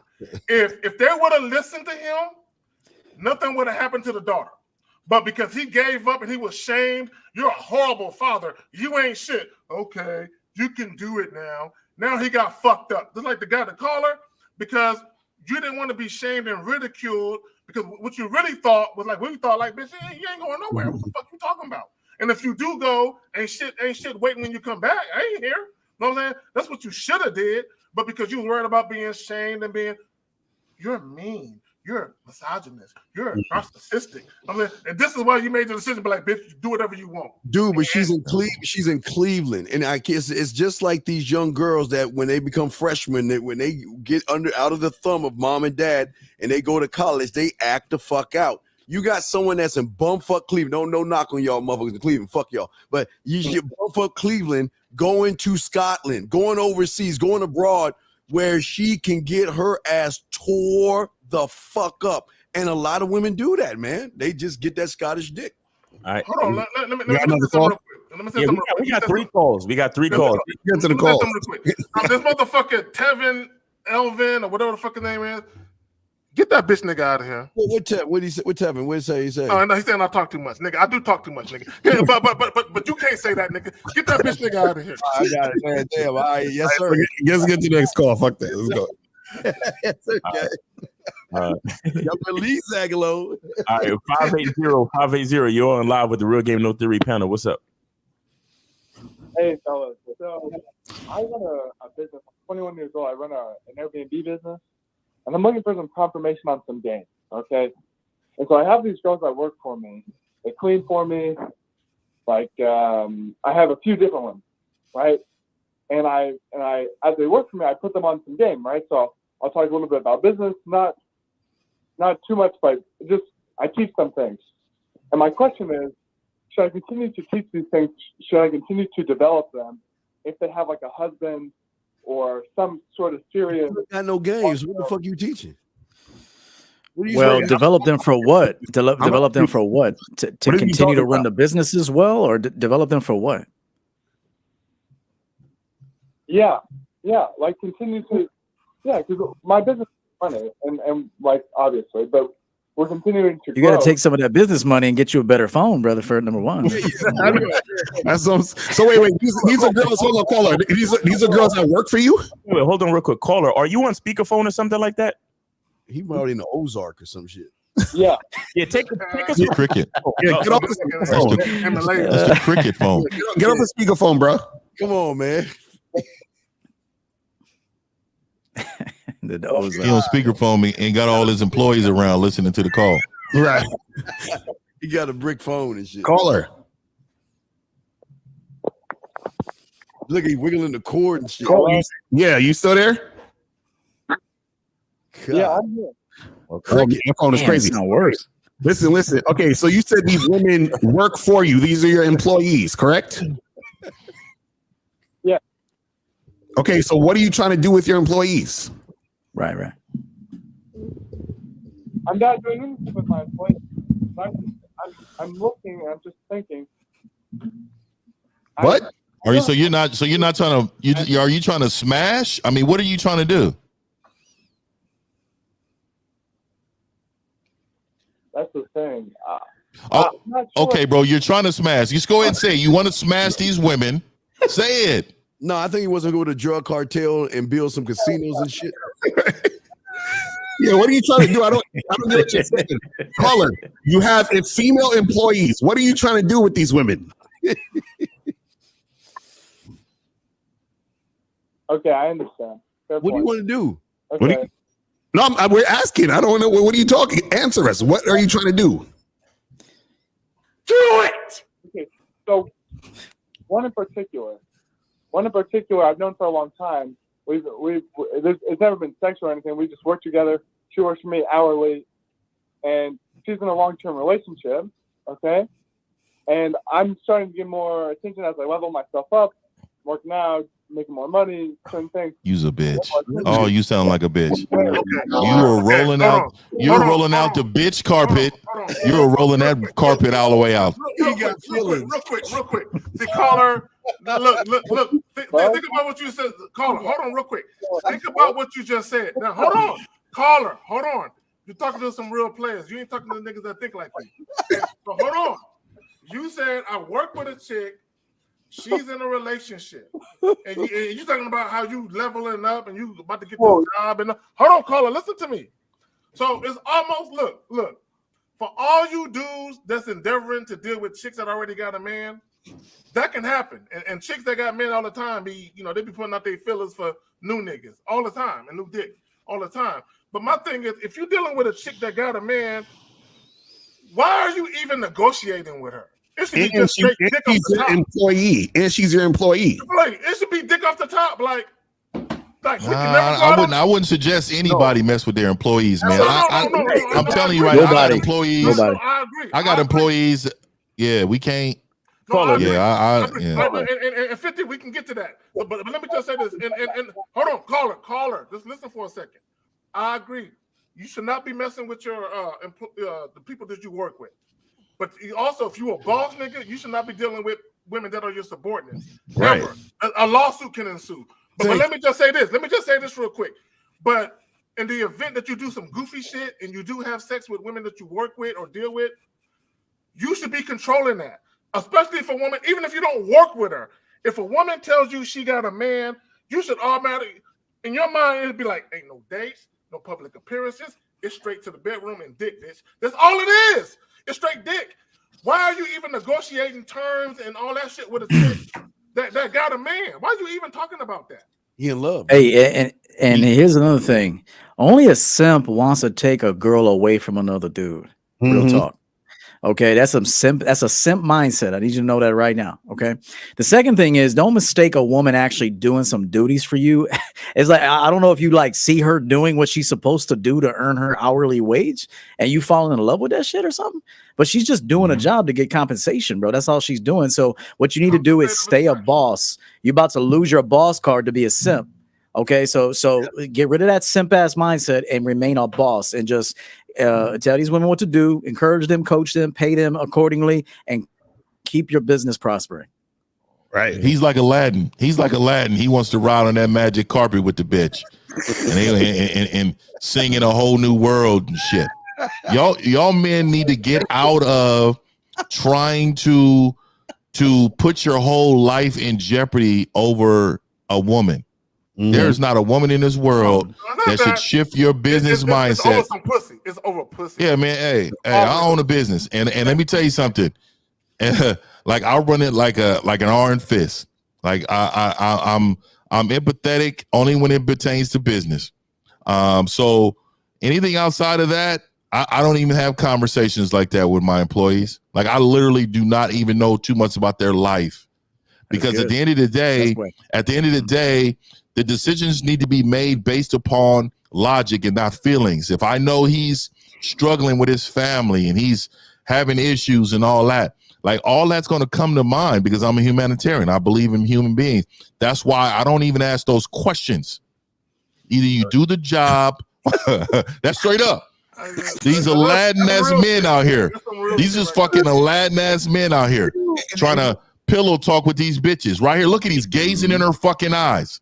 What type of shit is this? He in love and shit. Yeah, but the worst part about it is if she turns you down, you're gonna treat her like shit. I can tell in your voice. If she says no, I want to stay with my boyfriend, you're gonna make her job harder. You're gonna treat her like shit because you're gonna be all in your motherfucking feelings and shit, like E was saying. So man, leave that bitch alone, dude. Let her. Hey, listen. If she saw value, like this is Eve for Eve thing. If she saw value in you, guess what she would say? I'm in a relationship. I love my man. I love what we have. But when I'm with you, I will fuck and suck your dick. We just got to keep that shit on the low. If you had value, sir.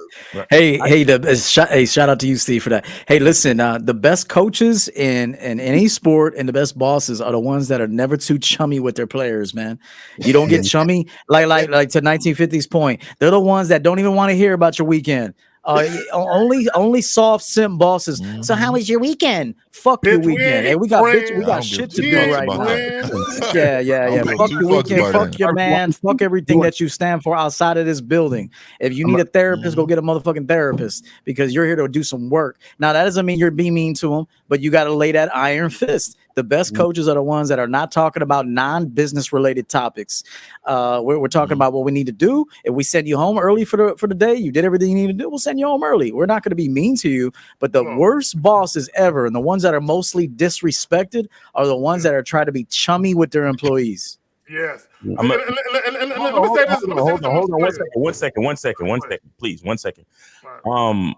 I just want to keep it real simple, right? The caller said that he has this group of employees and he's been running these Airbnb businesses. They've been cleaning for him and he has been leveling up. So to keep it real fucking simple, if you have kept a nice boss worker relationship and you have been leveling up, why would you want to change the hustle now? Exactly. Right. He wants to fuck all his employees, and you can't do that. You can't make money fucking all your employees, bro. And again, if you're leveling up, that means that you're increasing your value. You're doing better in business and so on and so forth.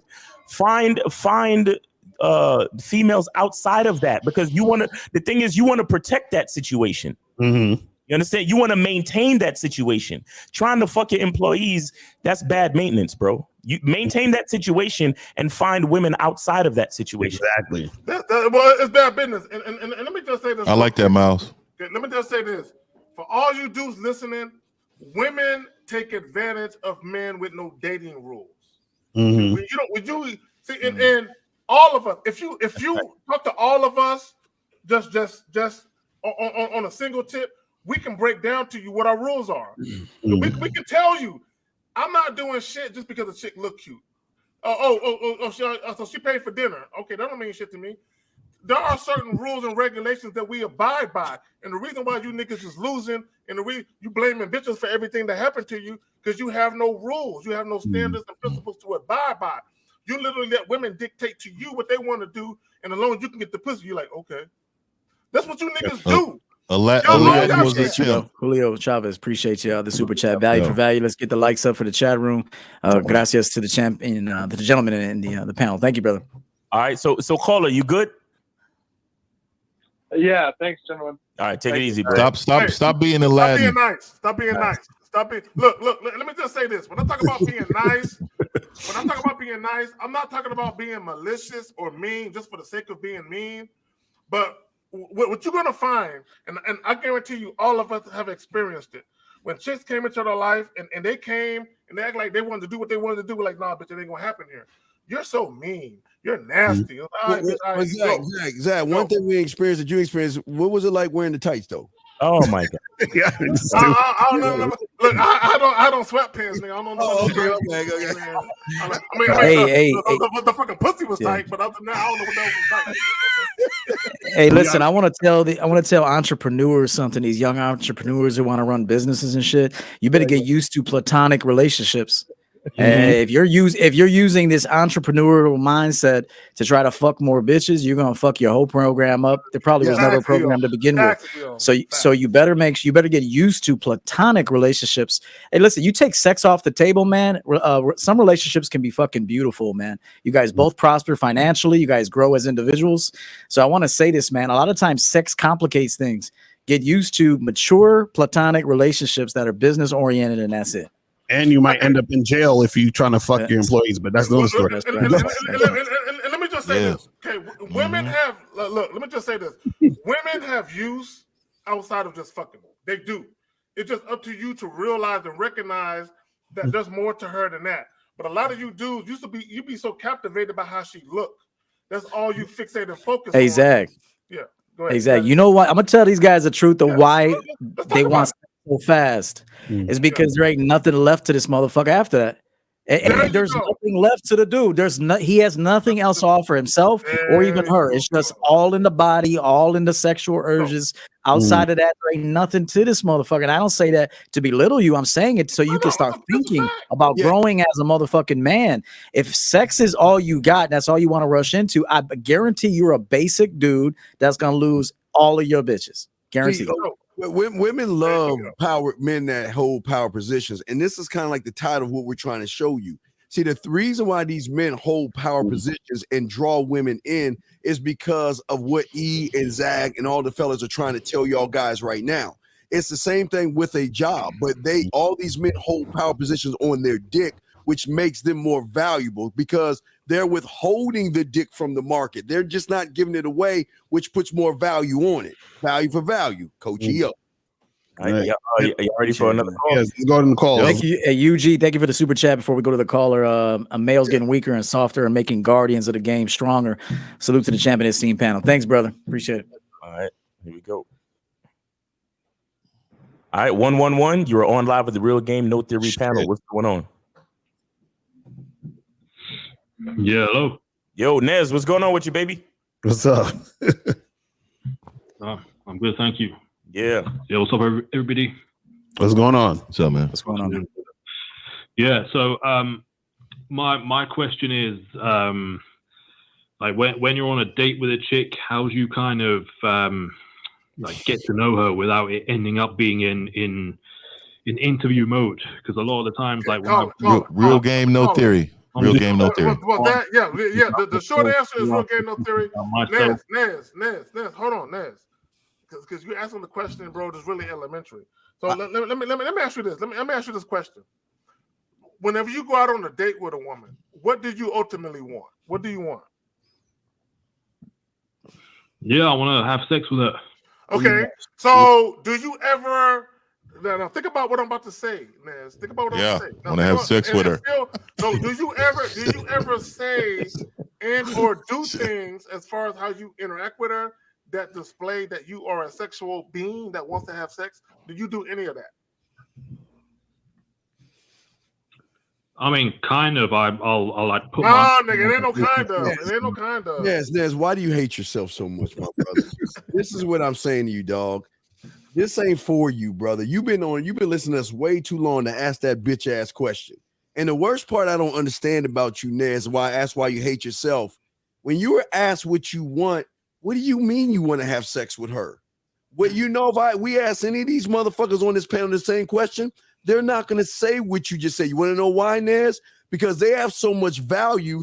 They're showing the bitch why she should be fucking us, not the other way around. It shows, Nez, that this just ain't for you, brother. You've been on here way too long to ask that kindergarten ass question, man. Way too long, man. Nez, that's true. Nez, you gotta understand, man. The thing is, the reason why it sounds like an interview is because you're not fully being yourself in the situation. You understand what I'm saying? You're just saying things and doing things that you think you need to do versus doing and saying things that you want to do. You understand? And so that's the difference between if you know what you want and you know what you're about and you know what you're trying to do, then it's not going to come across like an interview situation. And let me ask you this: when you say interview, are you just sitting there asking her questions? Like, what are you saying to this woman? Nah, she'll ask me questions, and I'll ask her questions as well. So like what? Give us an example. It kind of ends up like an interview almost in a way, but I try and kind of sexualize it a bit by like putting my arm around her and stuff, and kind of. No, nigga, no. That's not sexualizing it. My God. Hold on. Let me. I gotta stop you. Oh, y'all think y'all know what flirting is? Y'all don't know what flirting is. That is. Yeah, you think putting your arm around a woman is flirting? It's not really flirting, because I could put my arm around my mama, nigga. You know what I'm saying? Around my sister, nigga. What the fuck is you talking about? But it's kind of hard to spice it up a bit. Because you're not a spicy person, Nez. You're just Nez. Listen, everybody can't make the team, and everybody can't be in the game. You just got to understand and wait for a woman that you find that will run your ass. Because you're never gonna be a man in a woman's eyes doing that creepy ass shit. You're sitting around asking her boring ass questions, and you're probably touching her when she doesn't want to be touched while you're asking a silly, boring ass question. Like Lucario said, give us one question you asked that bitch. What is one thing you asked this woman? Go. I'll ask her about, just like general, not general stuff, but I'll start off by asking her general things about her life, and like if she's working, I'll ask her. Why? What's the purpose? Nez, do you care where she grew up at? Nez, do you care where she grew up at? Do you care when she broke her leg, that she got 50 of her classmates on her fucking calves? Nez, do you give a fuck about that shit? Nez, listen. Look, Nez, you see, you have to focus on what it is you want now, and what it is you want is to smash, right? What you have to start to learn how to do is to ask questions related to the thing that you want, right? So, for example, there's a lot of different aspects of sex. Right? Some people like to play music in the background when they fuck. Some people love to have the lights on or the lights off. Some people like to have sex outdoors. Some people like to have sex indoors. Some people like different positions and so on and so forth. So, and everything that I just said can allude to a question that you can ask to quote unquote spice up the conversation. But the point is, you have to focus on what it is you want and then ask the question to get her to talk about the thing that you want her to talk about. You understand? You can't don't do things. What I'm saying is okay. What you're saying is what I'm saying is I wanna shag her, but I can't just No. Stop. Okay. Real quick. The question is, why do you think you can't just start talking about it? Because he don't believe he deserves it. Exactly. He doesn't believe he's the man to get that type of treatment. He doesn't believe in himself enough to believe that he can talk to a woman about sex and then she's going to present that as an option for him. She doesn't. He doesn't believe that. You know what it is? You know what? Yeah. Go ahead, Kay. I'll go after you. Let me just say this right quick. He really don't believe that his dick is a gift. He believes that pussy is a gift. That's why he behaves the way that he does. All right, EO, you got it. Yeah, you know what? Not to be self-indulgent, but one of the best compliments I ever got from women was that I love that you just enjoy the entire experience of life. Like when I would go on dates, I was enjoying the waiter, the hostess, the bus boy who took away our dishes. I'm enjoying the sexiest thing in the world is a man who loves his life. That is the sexiest man in the world. Is a man who is displaying that he loves and respects life. Yes. And I'm going to be the first to tell you, man, even when I wanted to rush in sex in my earlier years, I didn't know myself and I wasn't loving all of life. I was pinpointing one thing that the body wanted, and I was chasing that urge, which in effect, you push the pussy away.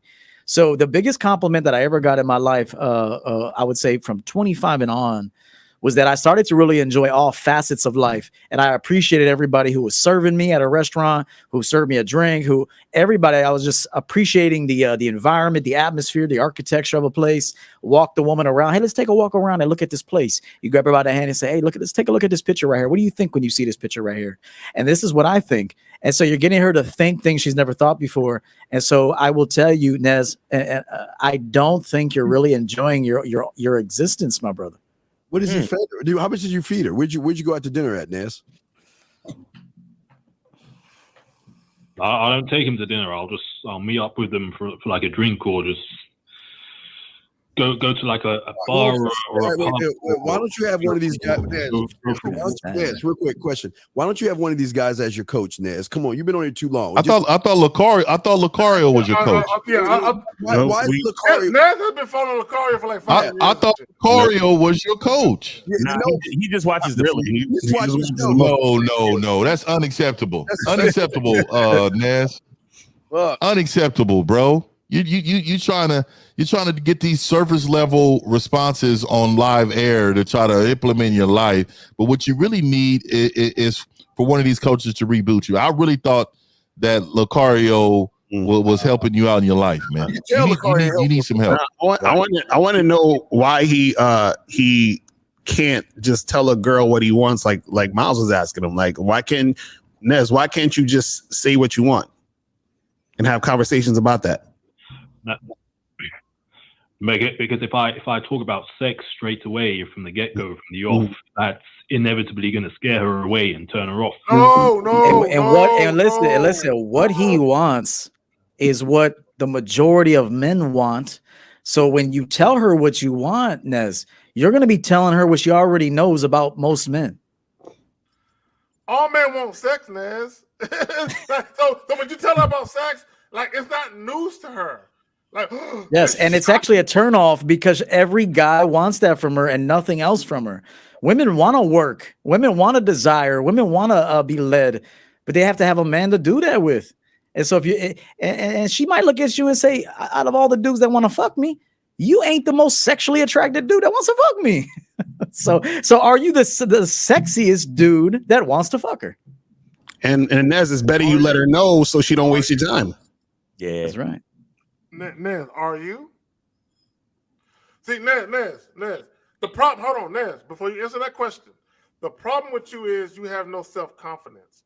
You have no sense of self-worth or self-value or self-respect. Because if you did, you would believe, look, Nez, I'm going to give you a scenario. I'm going to paint a scenario for you. You walk into a joint. You see a chick that you really want to get at. Like, she's the baddest chick in the joint, right? You see 3 guys holler at her and they all get rejected. And then you be like, all right, I'm up next.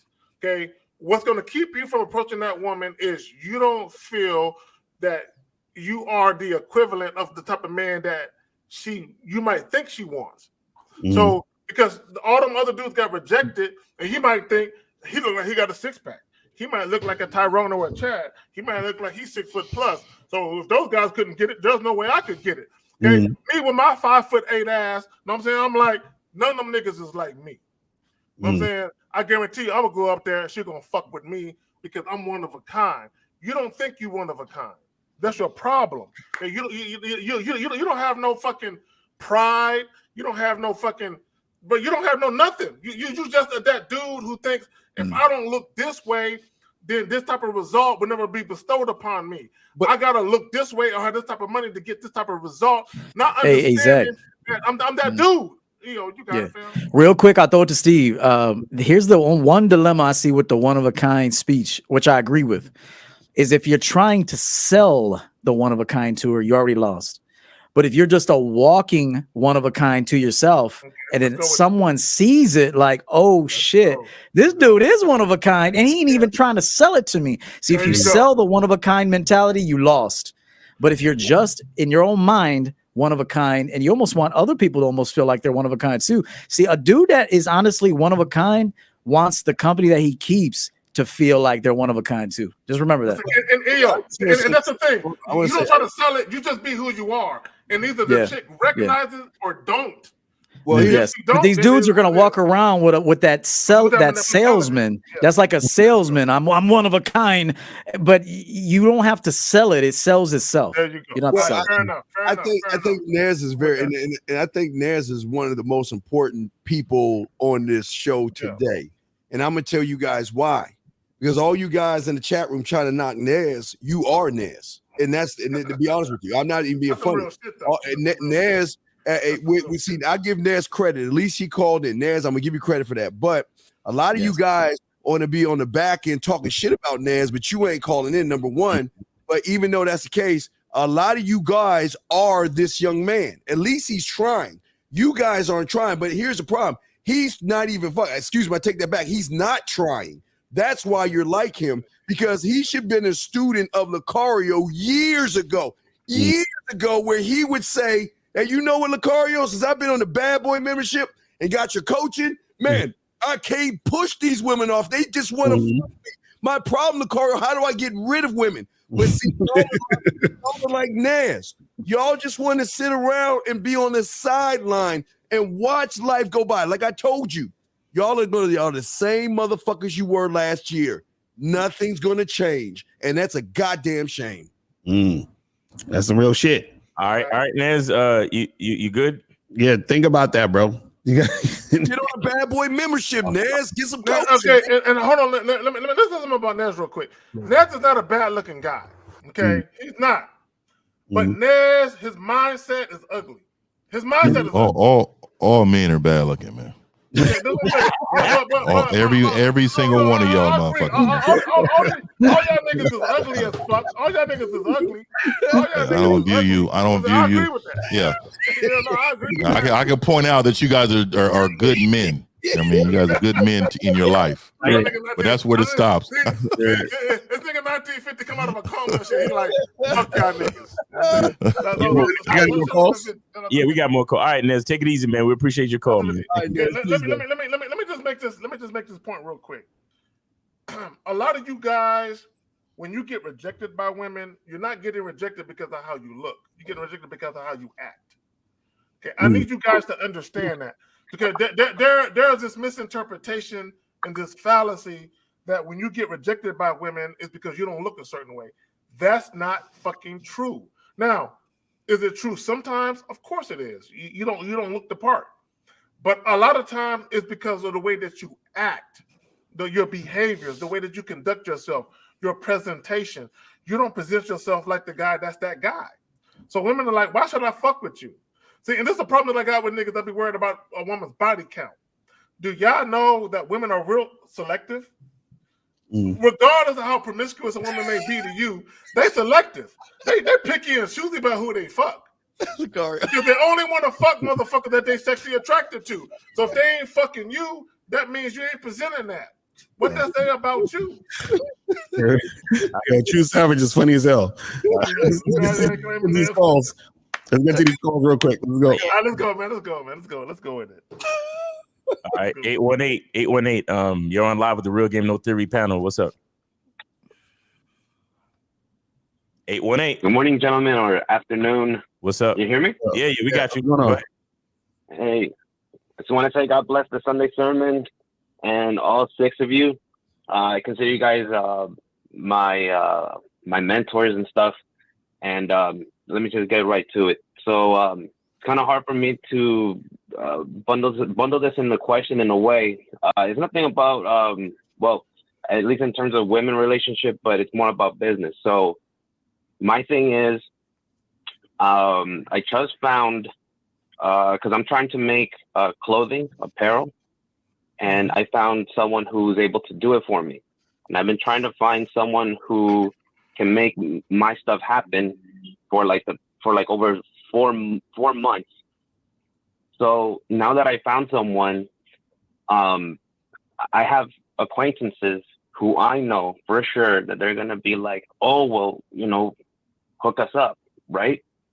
So it's not that I worry about like them outdoing me, outshining me, or whatever. You worry about it's just that now I understand the fact that why some people, charge for advice, because it's like, man, like, the sacrifice, the time and everything. And it's like, I'm just like feeling like, oh, I'm gonna just give them kind of like a supplier. Wait, I'm confused. What's your question? You're all over the place. What's your question?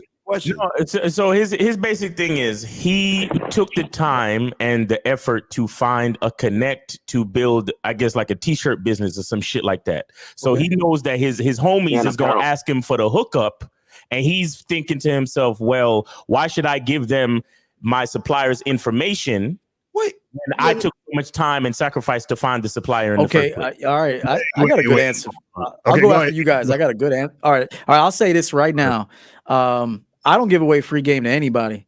I've given away nuggets of free game, but there's a point where I'm not like I just learned how to edit videos.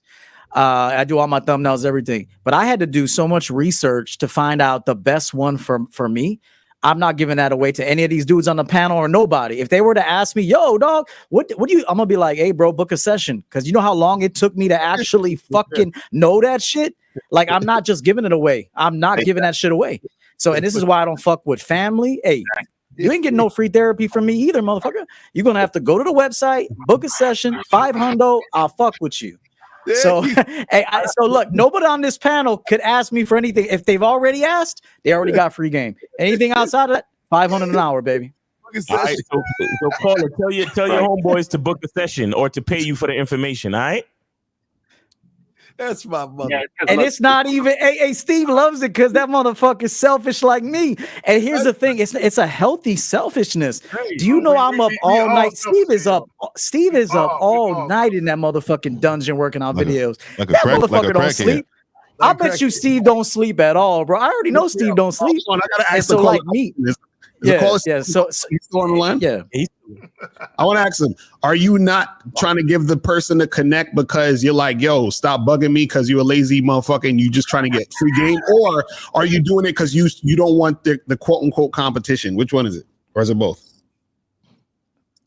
Oh no, it's like I stated from the beginning. It's like I'm not worried about like them if they outsell me or whatever. I don't care about that. The thing that just bothers me is that like I've gone so out of my way and they know it, and then all of a sudden I just give it away and make an effort. The connect. You know, that's the part where I'm just like, nah, I don't know about that. Don't get a connect away. Don't give it to him, bro. Your answer's already there. You already know what you want to do, so just don't give it to him. Yeah, watch or charge them a rate to give them the knowledge you got. Tell them, hey, listen, part of my business is if I give any kind of counsel, it has to go through consultation only. Yeah, if you tell them that, dude, be a businessman, bro. Fuck your friends, man. Hold on 1 second though. Hold on. Caller, have you tested out the product from this connect yet? Please say yes. I barely went to the shop yesterday. So you don't whoa. So you don't even know if this connect is actually providing good product that can make you money yet. You don't even know that part yet. No, Miles. Like I'm telling you, I went to his place. I saw his stuff. I saw images that even admitted were like low quality that to me were not bad at all. No, so but bro, what up, bro? You're not hearing me. I'm saying, have you implemented the product into your business yet? No. Which product? Are you making money off of this product? Yes or no? Are you currently making an income off of this idea and this product? Oh, no, well, that's the thing. I've been trying to find someone who's able to do. Why are you wasting our time with this fucking man? So why are you worried about this other shit when you ain't even doing it yet? And another thing I'm going to throw out there is I'm gonna throw this to you, caller, too. When you can't tell the closest people to you no, you're definitely not going to tell that woman no. So you need to learn how to understand where the strongest men will turn their full back even to their own mama if it's in the benefit of themselves. I'm telling you right now, you're going to have to be a strong man to understand what that means. Yeah, all these people around you, better have value for you. Otherwise, there's no reason to have them around. Bro. They're gone. He's creating a fairy tale. He's talking about something that hasn't even happened yet. Right. He conjured up a whole fucking story. Caller, let me tell you something right now. This conversation hope is real. This conversation more to your insecurity than anything else. You understand? This conversation speaks a lot more to your insecurity than anything else. Your friends have nothing to do with what's going on in your mind right now, because you haven't really done anything yet, and you're so insecure about what you think or feel might happen. Right. Mm-hmm. You understand, bro? His friends are on the couch eating Lay's right now. They're eating Lay's chips on the couch right now. Talking around, hey, motherfucker, give me your connect real quick, motherfucker. Yeah. They don't give a fuck. Hey, bitch, give me your connect, man. Do all the work. Let us know when it's done. Pass me my ranch dip. Pass me my ranch dip. Go ahead, caller. Well, no, I'm not insecure about my friends, Miles.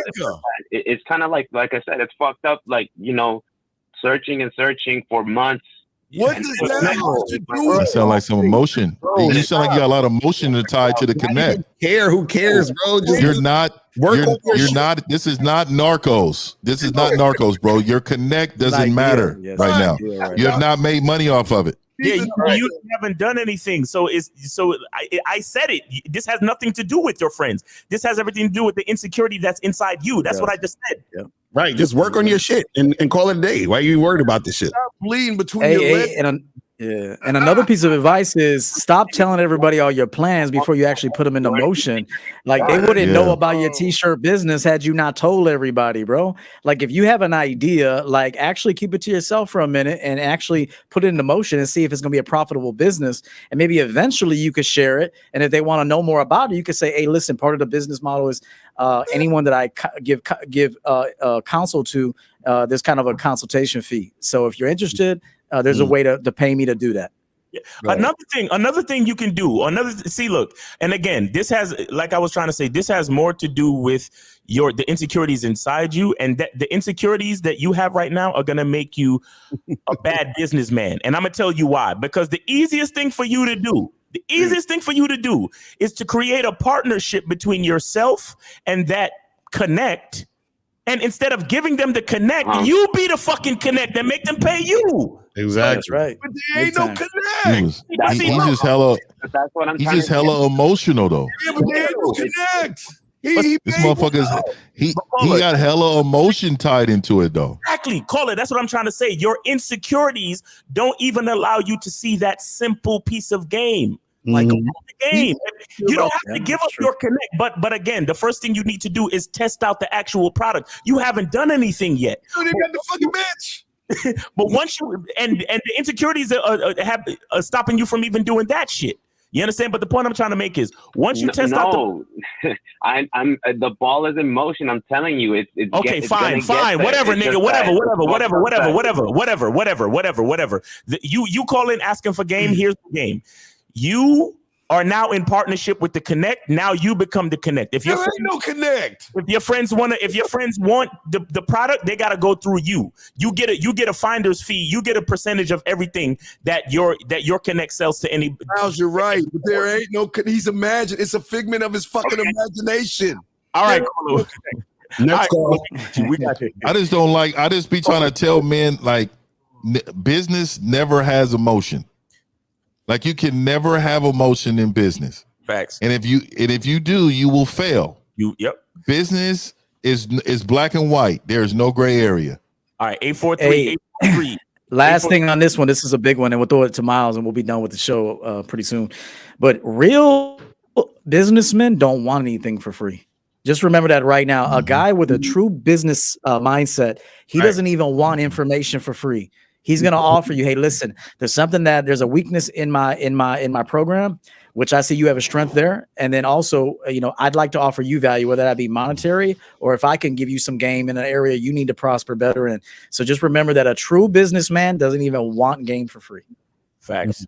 All right, 843. You're on live with the Real Game No Theory panel. What is up?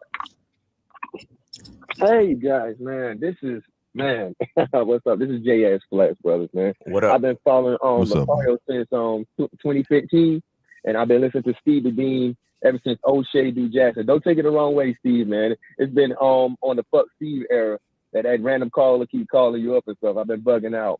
And EO, man, I like your knowledge that you're giving, man. I'm surprised nobody in the panel or any on the Super Chance didn't call you Captain EO at all.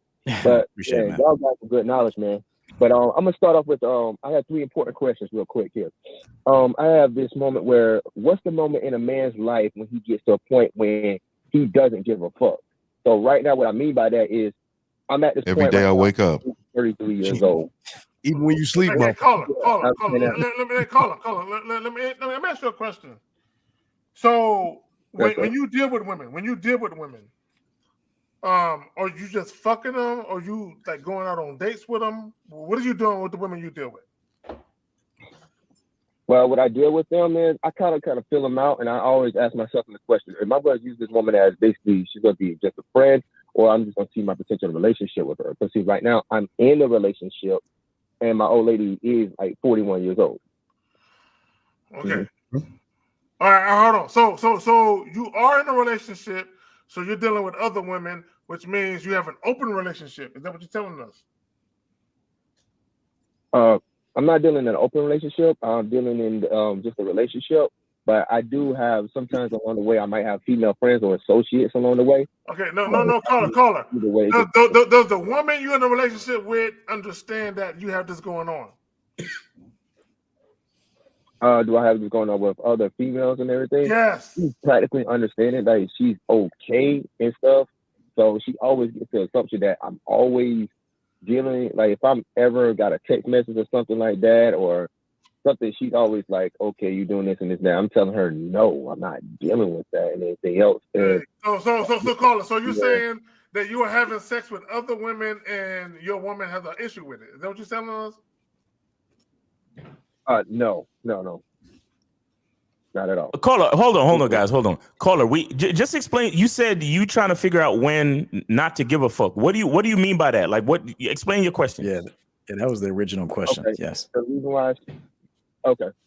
why I say is not to the point where a man just get tired of always try to have to explain himself all the time and always get to that point where Explain yourself to who? Explain yourself to who? Hold on. Explain yourself to who?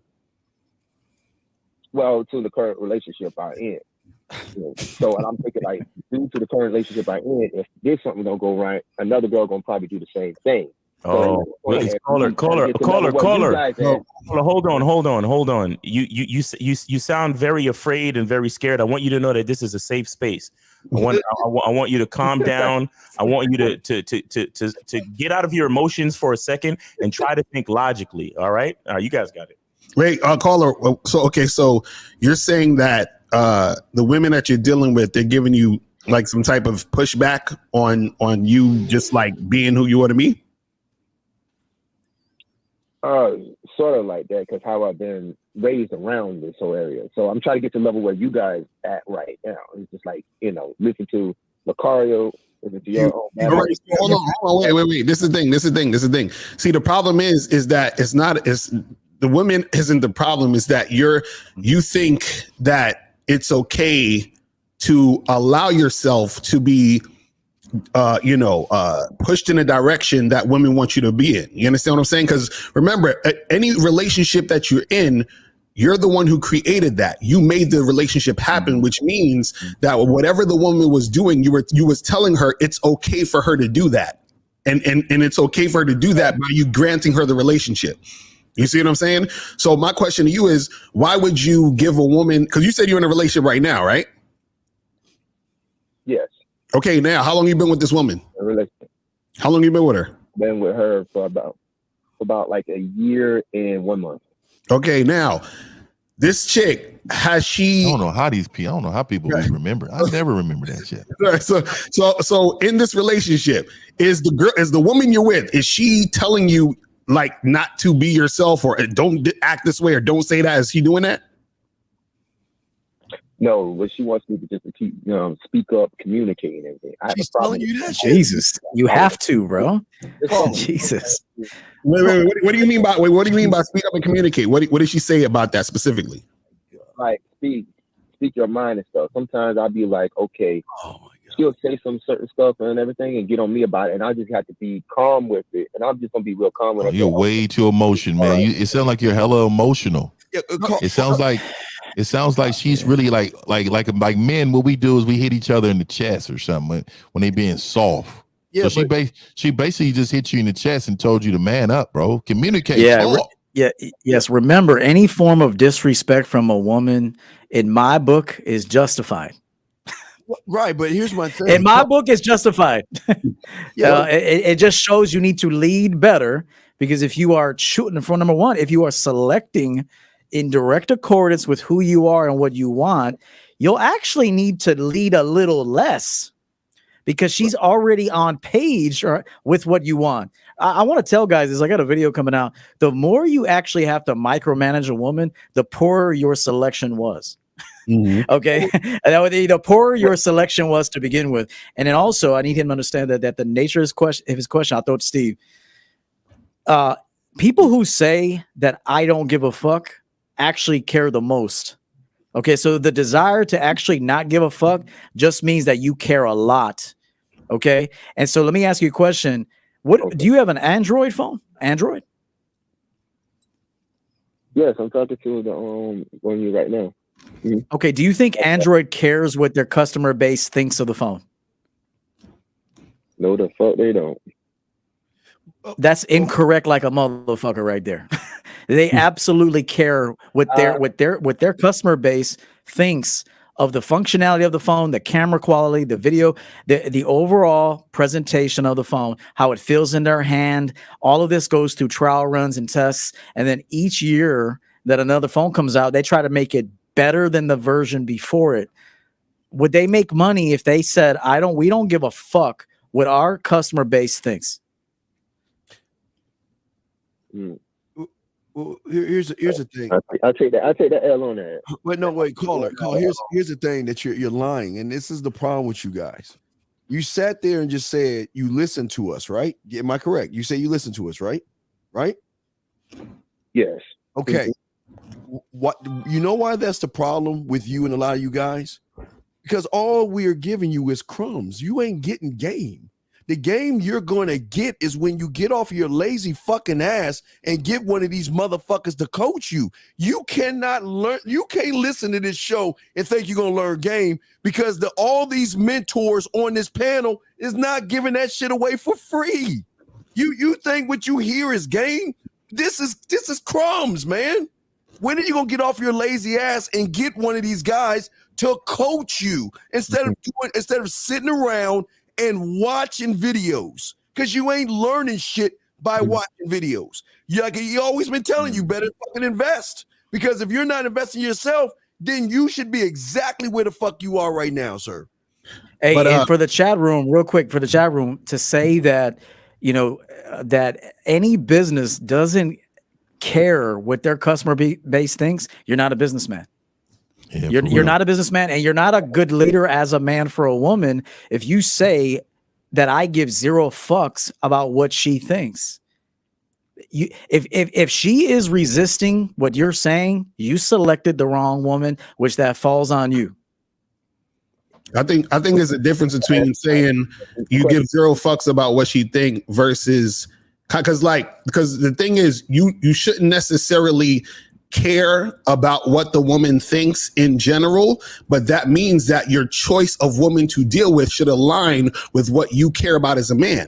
You see what I'm saying? All right. So let me ride the wave. Real quick. So that's why I was saying. That's why I wanted to ask him. What made you make this woman your girlfriend? Like, you chose this woman to be in your life in this position, which means that you're basically saying, I agree with having this type of woman or having this type of situation in my life. So that means that you made a choice to be able to interact with a woman who's going to be coming at you in a way that you don't necessarily like. You see what I'm saying? Okay.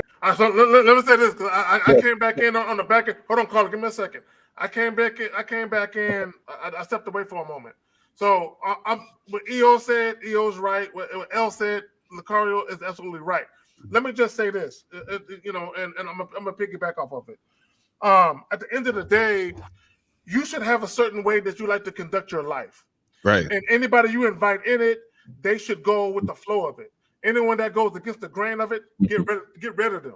Okay, including women, and including family. Sometimes you gotta stop fucking with family because you're like, I don't we don't jive. I can love you from afar. So let's bring it back to women though.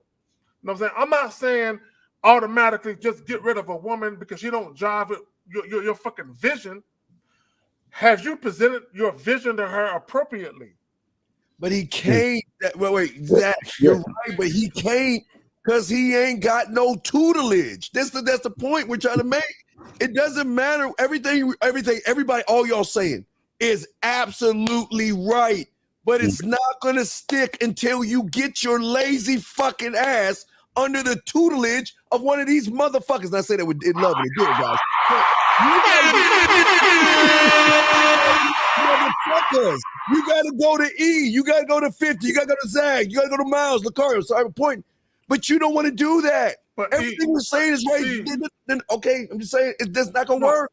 No, Steve, I hear you. But all of us talk about manhood. We talk about hold on real quick, and you can have it. See, this is the problem with a lot of niggas that watch what we watch. All they do is they take the icing off the cake and they say the icing is all they represent.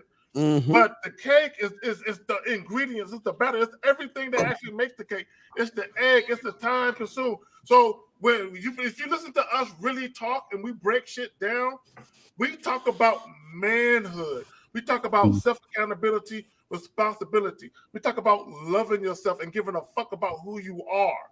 And then when you go out in the world, you represent that to the world, and then you say, world, if you're gonna fuck with me, this is what I expect for you to bring to my situation. If you don't, it don't matter if it's a bitch or a dude. If you don't bring a certain situation, if you don't conduct yourself or act in a certain way around me, then I can't fuck with you. It don't matter if you're just a dude I want to have a drink with and I'm cool with that, or if you're a bitch I'm just gonna have sex with. If you don't conduct yourself in a certain way, I can't fuck with you. The problem with the average guy is they don't have those type of standards. They literally make up shit as they go along based on how attractive the woman is. The more attractive she is, the more shit they put up with.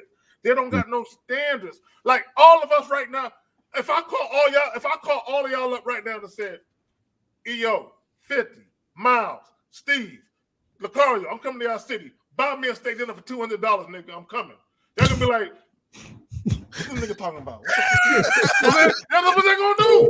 Like, how dare that nigga? How dare that nigga to come to me like that? But y'all let bitches come to y'all exactly like that, which is why y'all offer all them fucking dates. I want to ask the caller something real quick. Are you scared to be yourself because you're scared you're gonna lose a chick? You're right. I'm in it. I'm in it. Like terrified. That's fucking sad, man. That's why I told him to calm down. It's a safe space. I'm gonna tell you like this. He said safe space. These book or whatever. He said you got to get the bitchness out of you, and he's right about that because I gotta get off my lazy ass. Because see, I'm gonna take all these crumbs from any other man on this panel or whether they're on YouTube or stuff like that. But it's up to me to go ahead and say I gotta get some real deal one-on-one personal coaching about this shit. So at the same time, it's like, okay, I got this woman. It's like she's some magical unicorn and everything. But there's plenty of billions of women out there. There's probably like 17 to 1 for one man. Like seriously. Hey, listen, man. Listen, I gotta say something to this guy. This is my last part. It's my last part. I gotta roll, but I want to tell this guy something. This is gonna sound unusual, but a real man is not running from pushback from a woman.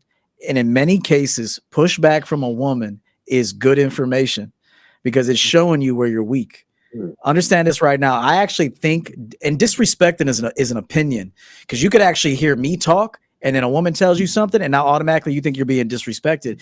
Disrespect is going to be how you see disrespect. If you know, and listen, if a woman has every right that if she's allowing you to fuck her, if you're going to be her man and everything, she has every right within that relationship to challenge you. I'm sorry. A man who runs from challenge is not a strong man in my book. A man that understands that a woman needs to challenge him sometimes so he can lead her even better. Not to mention, do you realize that some women actually teach you how to be a better man? Some women will hold you accountable for shit that you promised 6 months ago that she never lost sight of. And she's like, yo, no. 6 months ago, you told me this was how it was going to be if we were going to be together.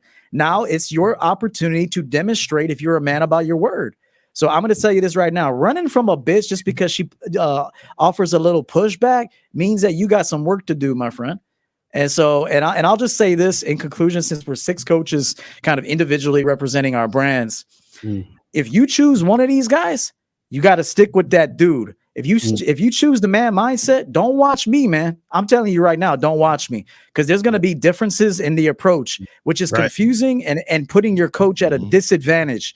So anyone that hires the man mindset, please do not watch me. Unsubscribe to me. Okay. Yep. If you hire me, if I happen to be the guy, I ain't cheap. But if you're gonna hire me, I can't be hearing Lucario said this, Miles. Fuck all that bullshit. And that's nothing against them. That means that you hired me. So it's time for me to coach you. And that's it. So that's my final piece, man. That's facts. Choose his master.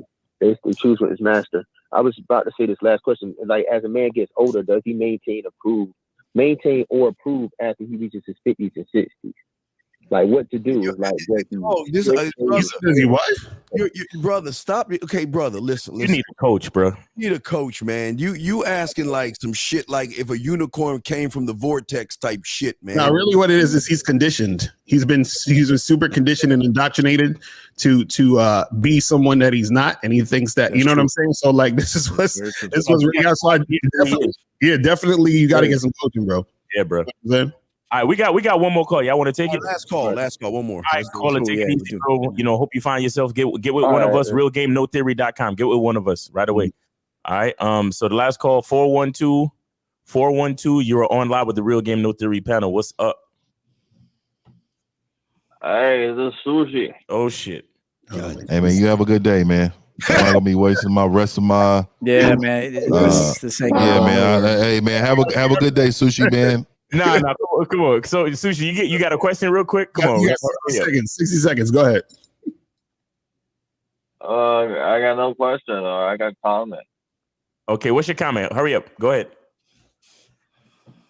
Yeah, Miles, you were yelling like a woman back then, bro. My ear hurts. Okay, great. All right, thank you for calling the show, man. You enjoy the rest of your weekend, man. Peace. All right, guys, that's it. Hey, people, we got it, man. Let's get out of here. All right, guys, we out this joint. We'll see y'all. Great show, fellas. Hey, don't forget to subscribe to that new new network. It's important to do that. Real Game Network. Make sure the Real Game Network. Real Game Network, man. Y'all subscribe, man. Yeah, y'all go ahead and subscribe. Peace out, fellas. Peace out. We out. Enjoy the